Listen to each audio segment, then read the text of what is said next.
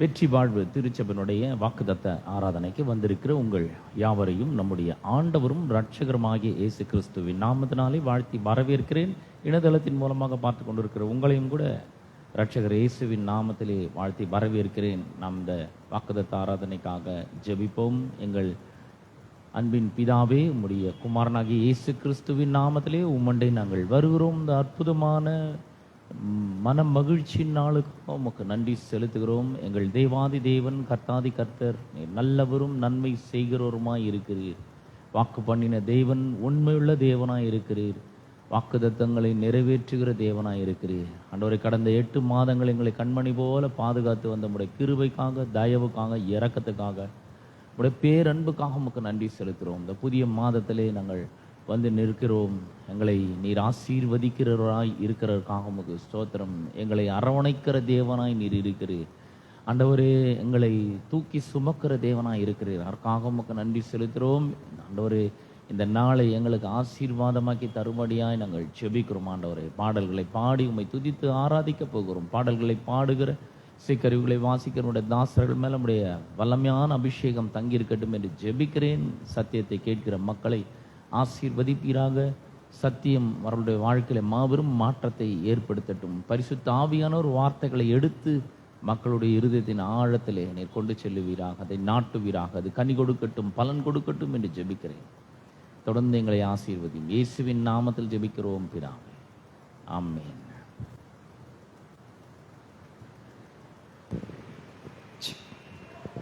ஹல்லேலூயா. கடந்த 8 மாதங்களும் நம்மை கண்ணின் மணி போல பாதுகாத்த தேவன் இந்த 9ஆம் மாதம் 1ஆம் தேதியிலே நம்மை ஒன்று கூட்டின தயவிற்காய் நன்றி செலுத்துவோம். கடந்த மாதம் முழுதும் நம்மை அதிசயமாய் வழி நடத்தினவர், அற்புதமாய் வழி நடத்தினவர்.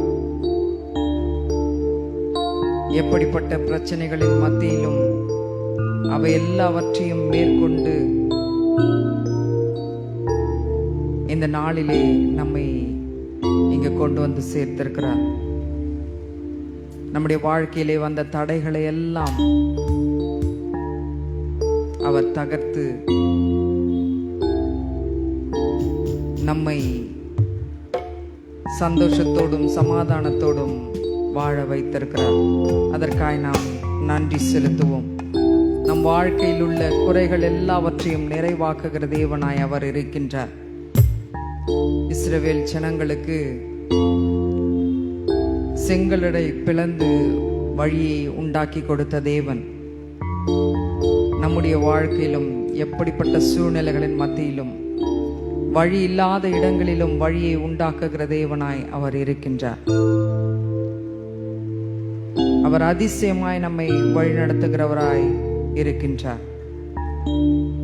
நம்முடைய சரீரத்திலே வருகிறதான எல்லா விதமான நோய்களில் இருந்தும் நம்மை விலக்கி பாதுகாக்கிற தேவனாய் அவர் இருக்கின்றார். ஒவ்வொரு நாளும் நம்மை அதிசயமாய் வழிநடத்துகிற தேவன். இந்த தேவனை இந்த காலை வேளையிலே நாம் உற்சாகமாய் பாடி போற்றுவோம். உன்னை அதிசயம் காணச் செய்வேன், நீ அற்புதம் கண்டிடுவாய். இந்த பாடலை நாம் உற்சாகத்தோடு கரங்களை தட்டி பாடுவோம்.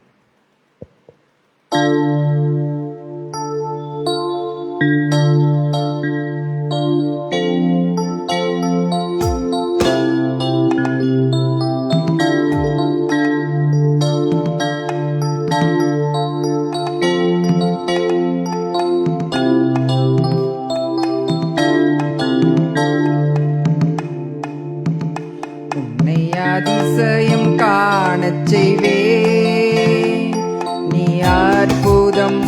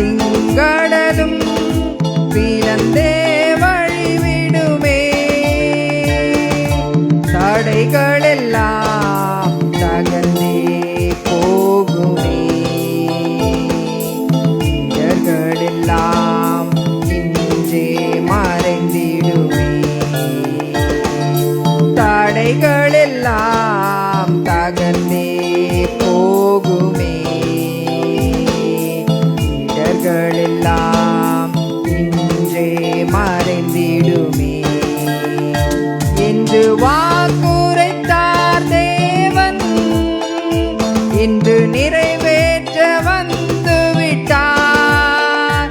என்று வாக்குரைத்தார் தேவன், இன்று நிறைவேற்ற வந்து விட்டார்.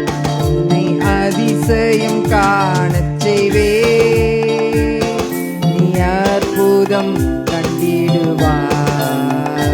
உன்னை அதிசயம் காணச் செய்வே, நீ அற்புதம் கண்டிடுவார்.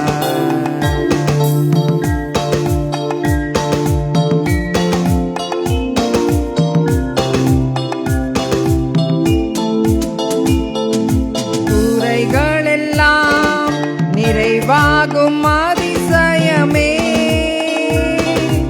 இறை மகனாம் இயேசுவால் நடந்திடுமே. குறைகளெல்லாம் நிறைவாகும் அதிசயமே,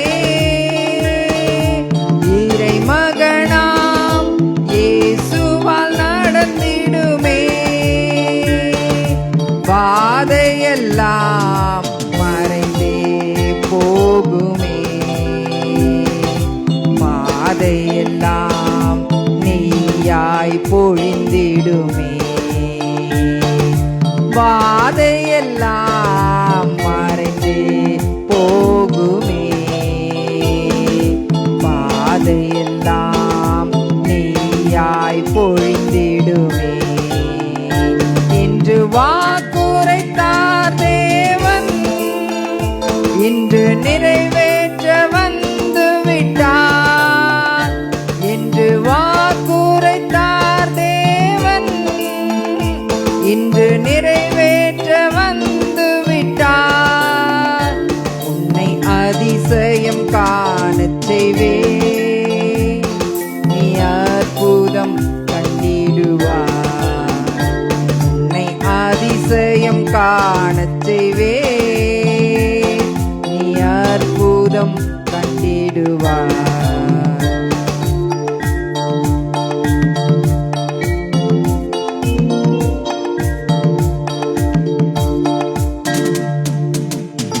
வழி நடத்தும் அதிசயம் நடந்திடுமே,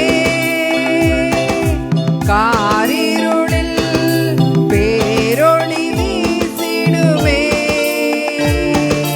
வழி நடத்தும் அதிசயம்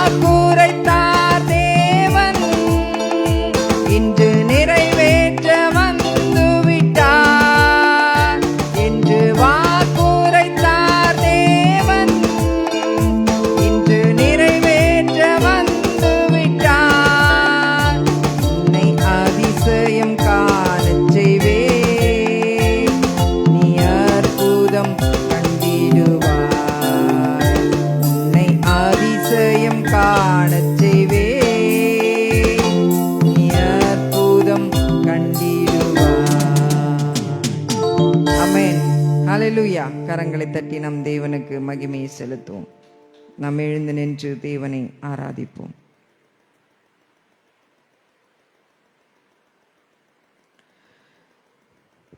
வாக்கு கொடுத்தவர் வாக்கு மாறாதவராய் இருக்கிறார். அவர் எப்பொழுதும் நம்மை மறவாமல் நினைக்கிற தேவனாய் இருக்கிறார். அவர் கொடுத்த வாக்குகளை நிறைவேற்றி முடிக்கிற தேவனாய் இருக்கின்றார். சொன்னதை செய்து முடிக்கிற தேவனாய் அவர் இருக்கின்றார். செய்து முடிக்கும் மட்டும் கைவிடவே மாட்டார். ஆமென். ஹalleluya. நாம் எதை செய்ய தொடங்கினாலும் அதை செய்து முடிக்க நமக்கு பலத்தையும் தைரியத்தையும் கொடுக்க வல்லவராய் அவர் இருக்கின்றார். அவரை நம்பி நாம் அவரிடத்தில் சென்று விட்டோம் என்று சொன்னால் ஒருபொழுதும் வெட்கப்பட்டு போவதே இல்லை. அவரை நம்பின முகங்கள் ஒருபோதும் வெட்கப்பட்டு போனதில்லை என்று சொல்லி அவர் வாக்கு பண்ணியிருக்கிறார். வாக்கு பண்ணின தேவன் வாக்கு மாறாதவர்.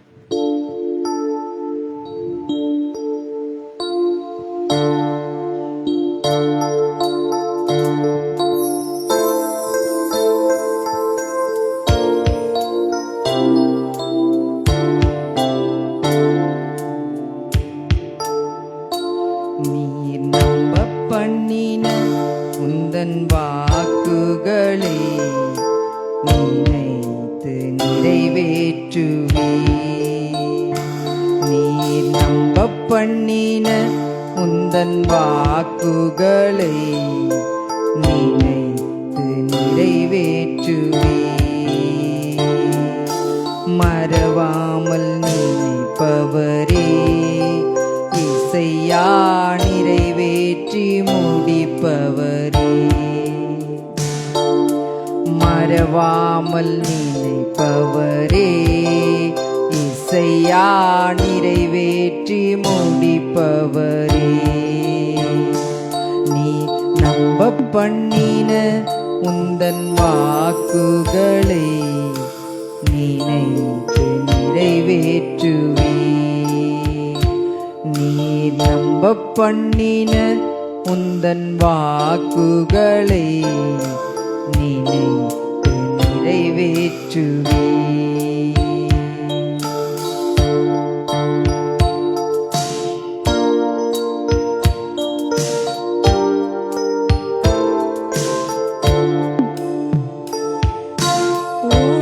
உடன்படிக்கையின் தேவன் உண்மையில் பிசகாதவர். உடன்படிக்கையின் தேவன் உண்மையில் பிசகாதவர். தாவீதுக்கு நான் பொய் சொல்லேன் என்று சொல்லி சொன்னதை நிறைவேற்றுவேன். என் தாவீதுக்கு நான் பொய் சொல்லேன் என்று சொல்லி சொன்னதை நிறைவேற்றுவீர். மறவாமல் நினைப்பவரே இசையா நிறைவேற்றி முடிப்பவரே. என்னை மறவாமல் நினைப்பவரே இசையா நிறைவேற்றி முடிப்பவரே.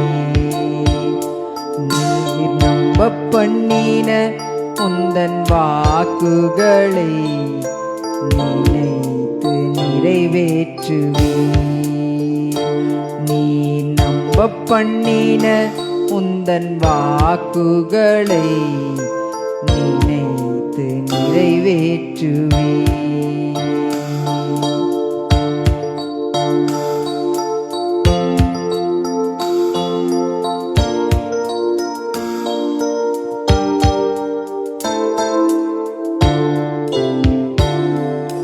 சொன்னதை செய்து முடிப்பீர்.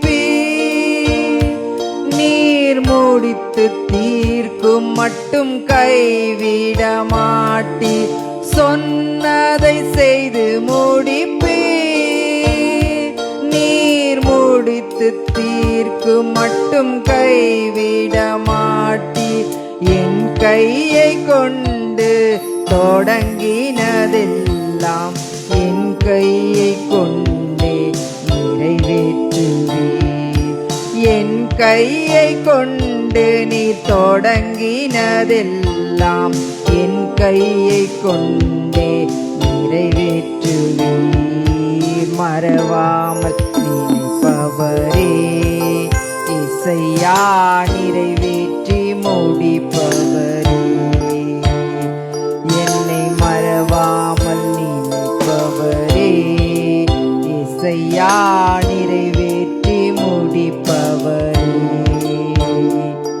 நீ நம்ப பண்ணின உந்தன் வாக்குகளை நினைத்து நிறைவேற்றுவே. நீ நம்ப பண்ணின உந்தன் வாக்குகளை நினைத்து நிறைவேற்றுவே. மறவாமல் நினைப்பவரே இசையா நிறைவேற்றி முடிப்பவரே. என்னை மறவாமல் நினைப்பவரே இசையா நிறைவேற்றி முடிப்பவரே. என்னை மறவாமல் நினைப்பவரே இசையா நிறைவேற்றி முடிப்பவரே. நீ நம்ப பண்ணின உந்தன் வாக்குகளை நினைத்து நிறைவேற்றுவே. நீ நம்ப பண்ணின உந்தன் வாக்குகளை நினைத்து நிறைவேற்றுவே. ஆமென். ஹல்லேலூயா. ஆண்டவரே, நீர் நம்ப பண்ணின உம்முடைய வாக்குத்தத்தங்களை நிறைவேற்றி முடிக்க வல்லவராயிருக்கிறீர். அதற்காக நன்றி செலுத்துகிறோம். எங்களை மறவாமல் நினைக்கிற தேவன், எங்களை ஒவ்வொரு நாளும் கண்ணின் மணியை போல பாதுகாக்கிற தேவன், எங்களை உம்முடைய உள்ளங்கரங்களில் ஆண்டவரே நீர் வரைந்து வைத்து அப்பா எங்களை பாதுகாத்து வருகிற தேவனாயிருக்கிறீர். எங்கள் பாதங்கள் கல்லில் இடராதபடிக்கு உம்முடைய தூதர்களை கொண்டு தாங்குகிற தேவனாய் நீர் இருக்கிறீர். வாதையங்கள் கூடாரத்தை அணுகாமல் பாதுகாக்கிற தேவனாயிருக்கிறீர். பொல்லாப்பு எங்களுக்கு நேரிடாத வண்ணம் பாதுகாக்கிற தேவனாய் நீர் இருக்கிறீர். அப்பா, நீர் எங்களுக்கு கொடுத்த ஒவ்வொரு வாக்கு தத்தங்களையும் ஆண்டவரே எங்களுடைய வாழ்க்கையிலே நீர் நிறைவேற்றி கொண்டிருக்கிறதற்காக நன்றி செலுத்துகிறோம் தகப்பனே. அப்பா, உமக்கு ஸ்தோத்திரம் ஸ்தோத்திரம் ஸ்தோத்திரம் ஆண்டவரை. நன்றி நன்றி நன்றி ராஜா. இந்த காலை வேளைக்காய் நன்றி செலுத்துகிறோம். கடந்த மாதம் முழுவதும் எங்களை ஆண்டவரே நீர் பத்திரமாய் பாதுகாத்து எங்களுடைய எல்லா பிரச்சனைகளின் மத்தியிலும், வியாதியின் மத்தியிலும், வேதனையின் மத்தியிலும் ஆண்டவரே அவை எல்லாவற்றையும் ஜெயித்து இந்த புதிய மாதத்தை காண நீர் எங்களுக்கு உதவி செய்தீரே. அதற்காக நன்றியோடு துதிக்கிறோம், ஸ்தோத்திரிக்கிறோம் ராஜா. அப்பா, உமக்கு நன்றி நன்றி நன்றி நன்றி நன்றி ஆண்டவரே. கர்த்தாவே, எங்களுடைய வாழ்க்கையிலே அநேக அற்புதங்களையும் அதிசயங்களையும் செய்த தேவன், இந்த மாதத்திலும் துவக்க முதல் முடிவு வரை ஆண்டவரே உம்முடைய அற்புதத்தாலும் அதிசயத்தாலும் நிறைக்கும்படியா நாங்கள் ஜெபிக்கிறோம் தகப்பனே. உமக்கு ஸ்தோத்திரம். உடைய வாக்கு தத்தங்களை எங்களுடைய வாழ்க்கையிலே இன்னுமாய் நிறைவேற்றி முடிக்கிற தேவனாய் இருக்கிறீர். அதற்காக நன்றி செலுத்துகிறோம். கர்த்தாவே, வந்திருக்கிற ஒவ்வொருவரையும் நீர் ஆசீர்வதிப்பீராக. கர்த்தர் தாமே ஆண்டவரே இந்த நாளிலே பேச போகிற தாசனை மறைத்து ஆவியானவர் நீர் தாமே வெளிப்படும்படியாய், உடைய வார்த்தை வல்லமையாய் வெளிப்படும்படியாய் நாங்கள் ஜெபிக்கிறோம். வந்திருக்கிற மக்களுக்கு அந்த வார்த்தைகள் ஔஷதமாயும் வல்லமையுள்ளதாயும் காணப்பட விடுதலையாக்கப்படுகிற வார்த்தையாய் அவைகள் இருக்க நீர் உதவி செய்ய முடியாது நாங்கள் ஜெபிக்கிறோம். எல்லா துதி கனம் மகிமையாவற்றும் ஒருவருக்கே செலுத்துகிறோம். இயேசுவின் மூலம் ஜெபிக்கிறோம் நல்ல பிதாவே, ஆமென்.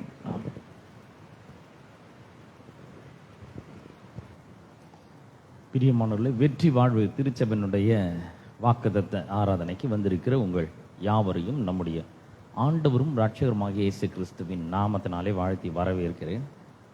கடந்த 8 மாதங்களாக தேவன் நம்மை கண்மணி போல பாதுகாத்து பராமரித்து ஆசீர்வதித்து போஷித்து தழைத்தோங்கி வாழும்படி செய்திருக்கிறார். இந்த புதிய மாதத்திலே நாம் பிரவேசித்திருக்கிறோம். இந்த மாதம் எப்படி இருக்க போகுது அப்படின்னு ஒருவேளை கலக்கத்தோடு நீங்கள் வந்திருக்கலாம். நான் சொல்கிறேன், போன மாதத்தோட இந்த மாதம் ரொம்ப நல்லா இருக்க போகுது. ஏன்னா போன மாதம் நம்ம வழிநடத்தின தேவன், கடந்த 8 மாதங்களாக நம்மை வழிநடத்தி வந்த தேவன், அவர் இன்னும் நம்மோடு கூட இருக்கிறார். அவர் நம்மை விட்டு விலகலை, நம்மை கைவிடவில்லை. அவர் நம்மை நினைத்திருக்கிறார். அவர் நம்மளை ஆசீர்வதிக்கிறார். அவர் நம்மளை ஒரு நாளும் கைவிடாத தேவனாய் இருக்கிறார். ஆகவே அந்த விசுவாசத்தோடும் நம்பிக்கையோடும் நாம் இந்த மாதத்தை தொடரப்போகிறோம். டேட்ன்றது சும்மா ஒரு நம்பர் தான். அவர் சொல்றாரு, உலகத்தின் முடிவு பரியந்தம் சகல நாட்களிலும் நான் உங்களுடனே கூட இருக்கிறேன் என்று அவர் சொல்கிறார். அவர் ரொம்ப நல்ல தேவன், ஒரு நல்ல வல்லமையான ஒரு ஆண்டவர். அவர் பொய்யுரையாத தேவன். அவர் சொன்னார்னா நம்ம கூட கண்டிப்பா இருக்கிறவராக இருக்கிறார். ஆகவே ஒரு வசனத்தை வாசிக்க போறேன். தேவன் இன்றைக்கு அந்த வார்த்தையோடு கூட நம்மோடு பேசுவாராக. மீகா 7ஆம் அதிகாரம் 15ஆம் வசனத்தை உங்களுக்காக நான் வாசிக்கிறேன். மீகா தீர்க்கதரிசன புஸ்தகம் 7ஆம் அதிகாரம் 15ஆம் வசனத்தை வாசிக்கிறேன். நீ எகிப்திலிருந்து புறப்பட்ட நாளில் நடந்தது போலவே உன்னை அதிசயங்களை காண பண்ணுவேன். பிரியமானவர்களே, கர்த்தர் இன்றைக்கு உங்களை என்னையும் பார்த்து சொல்றாரு, உன்னை அதிசயங்களை காண பண்ணுவேன். எவ்வளோ அற்புதமான ஒரு தேவன். இந்த அதிசயம் பார்த்தீங்கன்னா அவர் நாமமே ஒரு பெரிய அதிசயம்.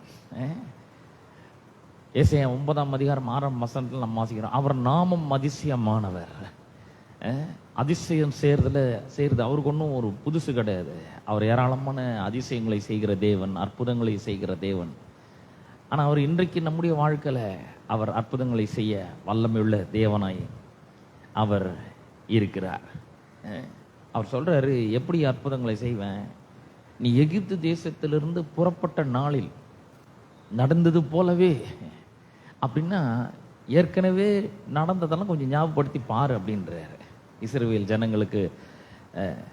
இதை அவர் சொல்றாரு. மீகா தீர்க்கதரிசன புஸ்தகம் 7ஆம் அதிகாரம் பார்த்தீங்கன்னா அதனுடைய ஃபைனல் சாப்டர். மீகா தீர்க்கதரிசன புஸ்தகத்தினுடைய ஃபைனல் சாப்டர். இது ஒரு தீர்க்க தரிசன புஸ்தகம். இது செய்தி. இது இந்த தீர்க்கதரிசி என்ன பண்றாருன்னா, இஸ்ரவேல் ஜனங்களுடைய ஒழுக்க சீர்கேட்டை அவர்கள் சீர்கெட்ட ஒரு வாழ்க்கை வாழ்றதையும் குறித்து புலம்புறாரு. 1லேருந்து 6 அதிகாரம் வரைக்கும் இஸ்ரவேல் ஜனங்கள் இப்படிப்பட்ட ஒரு வாழ்க்கை வாழ்றாங்களே, இவ்வளோ பெரிய ஒரு நல்ல தேவன் இருக்கிறாரு அப்படின்னு சொல்லி 1லேருந்து 6 அதிகாரம் வரைக்கும் அப்படி பேசுறாரு. 7ஆம் அதிகாரத்துக்கு வரும்பொழுது இவ்வளோ பிரச்சனைகள் இருந்தாலும், இவ்வளோ சீர்கெட்ட ஒரு வாழ்க்கை இருந்தாலும், தேவன் அன்பு நிறைந்தவராக இருக்கிறார், இரக்கம் உள்ளவராக இருக்கிறார், அவர் விடுவிக்க ஒரு வல்லமுள்ள தேவனாய் இருக்கிறார் அப்படின்னு சொல்லி 7ஆம் வசனத்திலிருந்து 20ஆம் வசனம் வரைக்கும் 7ஆம் அதிகாரத்தில் நாம் வாசிக்கிறோம். அது ஒரு இந்த 7லேருந்து 20 வரைக்கும் பார்த்தீங்கன்னா அது ஒரு ஜபம், ஒரு வாக்குதத்த போஷன். அந்த 7லேருந்து 20 வரைக்கும் 14ஆம் வசனத்தில் பார்த்தீங்கன்னா அவர் ஜெபிக்கிறத நாம் பார்க்குறோம். 14ஆம் வசனத்தில் ஒரு தேவன் தம்முடைய ஜனங்களுக்கு மெய்ப்பராக இருக்கும்படியாக அவர் ஜெபிக்கிறார். கர்மேலின் நடுவிலே தனித்து வனவாசமாக இருக்கிற உமது சுதந்திரமான மந்தையாகி உம்முடைய ஜனத்தை உமது கோலினால் மெய்த்தருளும். ஆண்டவரை, நீர் தான் இந்த ஜனங்களுடைய மெய்ப்பனாக இருக்கணும். நீர் தான் அந்த ஆடுகளை நீர் நடத்துகிற தேவனாக இருக்கணும். இந்த மந்தை உம்முடைய மந்தை, இந்த ஜனங்கள் உம்முடைய ஜனங்கள் அப்படின்னு சொல்லி அந்த தீர்க்கதரிசி கர்த்தரை பார்த்து சொல்றாரு, உம்மது சுதந்திரமான மந்தையாகிய உம்முடைய ஜனத்தை உம்மது கோலினால் மேய்த்தருளும். பூர்வ நாட்களில் மேய்த்தது போலவே அவர்களை பாசானிலும் கீலேயாத்திலும் மேய்வார்களாக அப்படிங்கிறார் தீர்க்கதரிசி. இந்த ஜபத்தை பண்ணும்பொழுது, ஆண்டவரே, உமது மந்தை, நீர் உமது கோலினாலே உமது மந்தையாகிய உம்முடைய ஜனத்தை மேய்த்தரலும்ன்ற அந்த ஜபத்துக்கு ரெஸ்பான்ஸ் தான் கர்த்தர் கொடுக்குறாரு. என்ன கொடுக்குறாருன்னா, உன்னை நீ எகிப்திலிருந்து புறப்பட்ட நாளில் நடந்தது போலவே உன்னை அதிசயங்களை காண பண்ணுவேன் அப்படின்னு கர்த்தர் அந்த ஜபத்துக்கு ரெஸ்பான்ஸ் கொடுக்கறத நம்ம பார்க்கணும். அதாவது கர்த்தர் சொல்றாரு, கண்டிப்பா இஸ்ரவேல் மனம் திரும்பும், முன்பிருந்த இடத்துக்கு திரும்பவும் வரும் அப்படிங்கிறாரு. இது தேவனுடைய இரக்கமும் அவருடைய உண்மை தன்மையும் அங்கே ஜெயிக்கும் கண்டிப்பாக. இந்த ஜனங்கள் ஒருவேளை இப்படி போயிருக்கலாம், சீர்கெட்டு விதத்தில் போயிருக்கலாம். ஆனால் அவங்களுக்கு ஒரு பெரிய நம்பிக்கை இருக்குது. ஏன்னா கடவுள் இரக்கம் நிறைந்தவர், கடவுள் அன்பு மிகுந்தவர், கடவுள் விடுதலையாக்க சித்தம் கொண்டு இருக்கிறார். அவருடைய கிருபை என்றென்றைக்கும் இந்த மக்களை விட்டு விலகாது, அவருடைய தயவு இந்த மக்களை விட்டு விலகாது என்பதை அவர் கூறுகிறார்.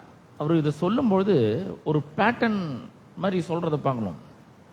ஆரம்பத்துலேருந்து கர்த்தர் இந்த பேட்டர்னை கொடுக்குறார். ஏன்னா வரப்போகிறார், அவருடைய குமாரனாக இயேசு கிறிஸ்து மேசியாவாக வரப்போகிறார். ஜனங்களுடைய பாவங்களுக்கு அந்த நிவிருத்தி அவர் செய்ய போகிறாரு. அந்த பேட்டர்னை தான் அவர் இந்த வேதாகமம் முழுக்க அவர் ஒவ்வொரு புஸ்தகத்திலையும் சொல்லுகிறதை நாம் பார்க்கிறோம். அப்போ அவர் சொல்கிறார், நீ எகிப்து தேசத்திலிருந்து புறப்பட்ட நாளில் நடந்தது போலவே அப்படிங்கிறார். அங்கே என்ன நடந்ததுன்னா, ஜனங்கள் அந்த அடிமைத்தனத்தை விட்டு வெளியேறுகிறார்கள். பார்வோனுடைய பிடியிலிருந்து அவர்கள் விடுதலை ஆகிறார்கள். எகிப்தின் அடிமைத்தனத்திலிருந்து அவர்கள் விடுதலை ஆகிறார்கள். எப்படி விடுதலை ஆகிறாருன்னா, ஆண்டவர் சொல்றாரு, யாத்திராம் புஸ்தகத்தில் நாம் வாசிக்கிறோம். அதை எப்படி அவர்களெல்லாம் விடுதலை ஆகிறார்கள் அப்படின்னு சொன்னால், அவர்கள் யாத்திராகம் 6ஆம் அதிகாரத்தை வாசிக்கும் பொழுது 5:6 நான் வாசிக்கிறேன். 6:5-6 எகிப்தியர் அடிமை கொள்ளுகிற இஸ்ரவேல் புத்திரரின் பெருமூச்சையும் நான் கேட்டு என் உடன்படிக்கை நினைத்தேன். எங்க உடன்படிக்கை பண்றாருன்னா, ஆதியாகமத்தில் உடன்படிக்கை பண்றாரு. ஆபிரகாமுக்கு சொல்றாரு, உன்னுடைய ஜனங்கள் தங்களுடைய அல்லாத அந்நிய தேசத்தில் என்ன பண்ணுவாங்க, 400 வருஷம் அடிமைலாம் இருப்பாங்க, பிற்பாடு மிகுந்த பொருள்களுடனே அவர்களை வெளியே கொண்டு வருவேன் அப்படிலாம் சொல்றாரு, வாக்குத்தத்தம் பண்றாரு. அந்த வாக்குத்தத்தத்தை இங்கே அந்த உடன்படிக்கையை இங்கே நினைவு கூறுறாரு. ஆபிரகாம் அங்கே உடன்படிக்கை பண்றாரு, கர்த்தரோட ஒரு பெரிய உடன்படிக்கை பண்ணுகிறார். அந்த உடன்படிக்கையினுடைய ஆசீர்வாதம் அதை சொல்றாரு. இதெல்லாம் நடக்கும்ன்றதுக்கு என்ன அத்தாட்சி, என்ன எவிடன்ஸு அப்படின்னு சொல்லும்போது கர்த்தர் சொல்றாரு, இந்த மாதிரிலாம் நடக்கும், 400 வருஷம் கழிச்சு நடக்க போகிறது, பல ஆண்டுகளுக்கு கழித்து நடக்க போகிறதெல்லாம் பற்றி அவர் சொல்றாரு. ஆபிரகாமுக்கு இன்னும் பிள்ளையே இல்லை, ஆனால் அவர் வாக்கு பண்ணுறாரு, உனக்கு ஒரு பிள்ளை பிறப்பான், அதுக்கப்புறம் அவனுக்கு 2 பிள்ளைகள் பிறப்பாங்க, இந்த யாக்கோபு மூலமாக 12 கோத்திர பிதாக்கள் வருவார்கள், அதுக்கு பிற்பாடு அவங்கெல்லாம் எகிப்துக்கு போவாங்க, அவங்களோட பிள்ளைகள் ஒருவன் யோசேப்பு எகிப்துக்கு போவான், நீங்கள்லாம் போவீங்க, அங்கே 430 வருஷம் அடிமைத்தனர் போயிருங்க, அங்கேருந்து விடுதலை ஆக்குவேன் அப்படின்றார். அந்த உடன்படிக்கை தான் இங்கே நினைவு கூறுறார். நினைவு கூர்ந்து 6ஆம் வசனத்தில் சொல்கிறாரு, ஆதலால் இஸ்ரவேல் புத்திரரை நோக்கி, நானே கர்த்தர் உங்கள் மேல் எகிப்தியர் சுமத்தின சுமைகளை நீக்கி உங்களை நான் விடுவித்து உங்களை அவர்கள் அடிமைத்தனத்துக்கு நீங்களாக்கி ஓங்கிய கையினாலும் மகா தண்டனைகளினாலும் உங்களை மீட்டு அப்படின்றாரு. கொஞ்சம் அதெல்லாம் நினைச்சு பாருன்றார். எகிப்திலிருந்து நீங்க எப்படிலாம் வெளியே வந்தீங்க அப்படின்றத கொஞ்சம் நினைச்சு பாருங்க. இவங்க போய் அடிமைத்தனத்தில் நாங்களே வரோன்னு போல, யோசேப்பு போறான், அங்க கர்த்தருடைய திட்டத்தின்படி யோசேப்பு கொண்டு போகப்படுகிறான். அதுக்கு பிற்பாடு யாக்கோபும் அவனுடைய குடும்பம் 70 பேர் போறாங்க, மொத்தம் 75 பேர் ஆரம்பிக்கிறாங்க அங்கே எகிப்தில் அவங்களுடைய வாழ்க்கையை ஆரம்பிக்கிறாங்க. அவங்களோட வாழ்க்கை போற போக்கில் இதெல்லாம் அப்படியே நடக்குது. அவங்க போய் கொஞ்ச நாளைக்குள்ள பார்த்தீங்கன்னா நல்லா தான் இருக்காங்க கோஷை நாட்டில். திடீர்னு பார்த்தீங்கன்னா பெரிய ஒரு சிக்கல்ல மாட்டிக்கிறாங்க. ஏன்னா யோசேப்பு அறியாத ஒரு ராஜா ஒருத்தன் வந்துடுறான். அதனால ஜனங்களை அவன் ஒடுக்க ஆரம்பிக்கிறான், பயங்கரமா நடத்த ஆரம்பிக்கிறான், உபத்திரப்படுத்த ஆரம்பிக்கிறான். நம்ம கூட வாழ்க்கையில நம்மளோட வாழ்க்கை போயிட்டே இருக்கு. திடீர்னு பார்த்தீங்கன்னா ஏதாவது ஒரு பெரிய சிக்கல்ல போய் நம்ம சிக்கி தவிக்கிறோம், வெளியே வர முடியாதபடி சிக்கி தவிக்கிறோம். என்ன செய்யறதுன்னு நமக்கு தெரியல, ஒரே குழப்பம் வந்துடுது நம்மளுக்கு. நம்ம இங்கே மாட்டணும் அப்படின்ற மாதிரி ஆய்ப்படுது. நம்மளுக்கு நல்லா தானே இருந்தது, நம்ம வாழ்க்கை ரொம்ப சந்தோஷமா இருந்தது, மகிழ்ச்சியா இருந்தோம், கடவுளுடைய தயவு கிருபெல்லாம் அனுபவிச்சுட்டு இருந்தோம். திடீர்னு எங்கேயோ ஒரு இடத்துல மாட்டின மாதிரி இருக்க. இதுலேருந்து வெளியே வர்றதுக்கு எவ்வளோ முயற்சி பண்ணாலும் வெளியே வர முடியல. பாருங்க, 430 வருஷம்ன்றது சும்மா லேஸ் கிடையாது. பல சந்ததிகள் அழிந்து போகிறது, தலைமுறைகள் அழிந்து போகிறது. அங்கே அடிமைத்தனத்திலே முடிஞ்சது வாழ்க்கை அவங்களுக்கெல்லாம். ஆனாலும் இந்த எகிப்து ராஜா அவர்களை அடிமைப்படுத்தி, துன்பப்படுத்தி, உபத்திரவப்படுத்தி அவர்கள் கண்ணீர் விட வைக்கிறான். அதை பற்றி 3ஆம் அதிகாரத்தில் நாம் வாசிக்கிறோம் பாருங்க. 7ஆம் வசனத்தில் சொல்றாரு, எகிப்தில் இருக்கிற என் ஜனத்தின் உபத்திரவத்தை நான் பார்த்தாங்களோ ஒட்டிகள் நிமித்தம் அவர்கள் இடுகிற கூக்குரலை கேட்டேன், அவர்கள் படுகிற வேதனைகளை நான் அறிந்திருக்கிறேன். உபத்திரம், அப்புறம் கூக்குரல், வேதனை, இதெல்லாம் நடக்குதாங்க. இதெல்லாம் நமக்கு சும்மா சாதாரணமாக படிச்சுட்டு போனால் புரியாது. கொஞ்சம் இமேஜின் பண்ணி பார்க்கணும். முதல்ல உபத்திரப்படுத்தப்படுறார்கள். உபத்திரம்னு என்னன்னா, செய்யாத தவறுக்கு அநியாயமாக தண்டிக்கப்படுகிறார்கள். அவர்கள் வேண்டுமென்றே அவர்கள் ஒடுக்கப்படுகிறார்கள், வேண்டுமென்றே அவர்கள் நசுக்கப்படுகிறார்கள், வேண்டுமென்றே அவர்கள் கசக்கி பிழியப்படுகிறார்கள். அந்த மாதிரி சூழ்நிலையில் மாட்டிருக்கீங்களா நீங்க? நல்ல வேலை நினச்சி போகிறோம், ஆனால் அங்கே பார்த்தீங்கன்னா அந்த வேலை ரொம்ப கடினமானதாக மாறுகிறது. போக போக ரொம்ப கடினமாகுது. அந்த வேலையை செய்ய முடியாத மாதிரி ஆயிப்பொழுது. டார்கெட்டுன்றாங்க, ஃபிக்ஸ் பண்ணுறாங்க, அச்சீவ் பண்ணணுன்றாங்க, பர்ஃபார்மன்ஸ் பண்ணணுன்றாங்க. இல்லைன்னா அவ்வளோதான் வேலை போயிடும் அப்படின்றாங்க. என்ன பண்ணுற முடியும் பாருங்க. அங்கே ஒரு பல இன்னல்கள், சிக்கல்கள். வேலை ஒரு பக்கம்னா அந்த வேலை மேலே இருக்கிற அதிகாரிகள் ஒரு பக்கம். அது மட்டும் இல்லை, குடும்பத்திலையும் இந்த மாதிரி பல காரியங்கள் நடக்கிறது. உபத்திரவம், கூக்குரல், வேதனை, இதெல்லாம் குடும்பத்திலையும் இருக்குது பாருங்க. நாம் ஒரு நல்ல ஒரு எண்ணத்தோடு ஒரு விஷயத்த சொல்லுவோம், குடும்பத்தில் இருக்கிற மற்றவர்கள் அதை புரிந்து கொள்ள முடியாது. அவங்க வேற மாதிரி திங்க் பண்ணிப்பாங்க, அவங்க வேற மாதிரி கற்பனை பண்ணிப்பாங்க. ஒருவேளை இப்படி இருக்குமா அப்படி இருக்குமான்னு யோசிக்கிறாங்க. அங்கே ஒரு கூக்குரல் உண்டாக்க ஆரம்பிக்கிறது, உபத்திரம். ஒன்றுமே இல்லை, சும்மாவே பிசாசு இப்படிப்பட்ட ஒரு குழப்பங்களை குடும்பங்களுக்குள்ள, தனிப்பட்ட வாழ்க்கைகளுக்குள்ள அவன் கொண்டு வருகிறான் பாருங்க.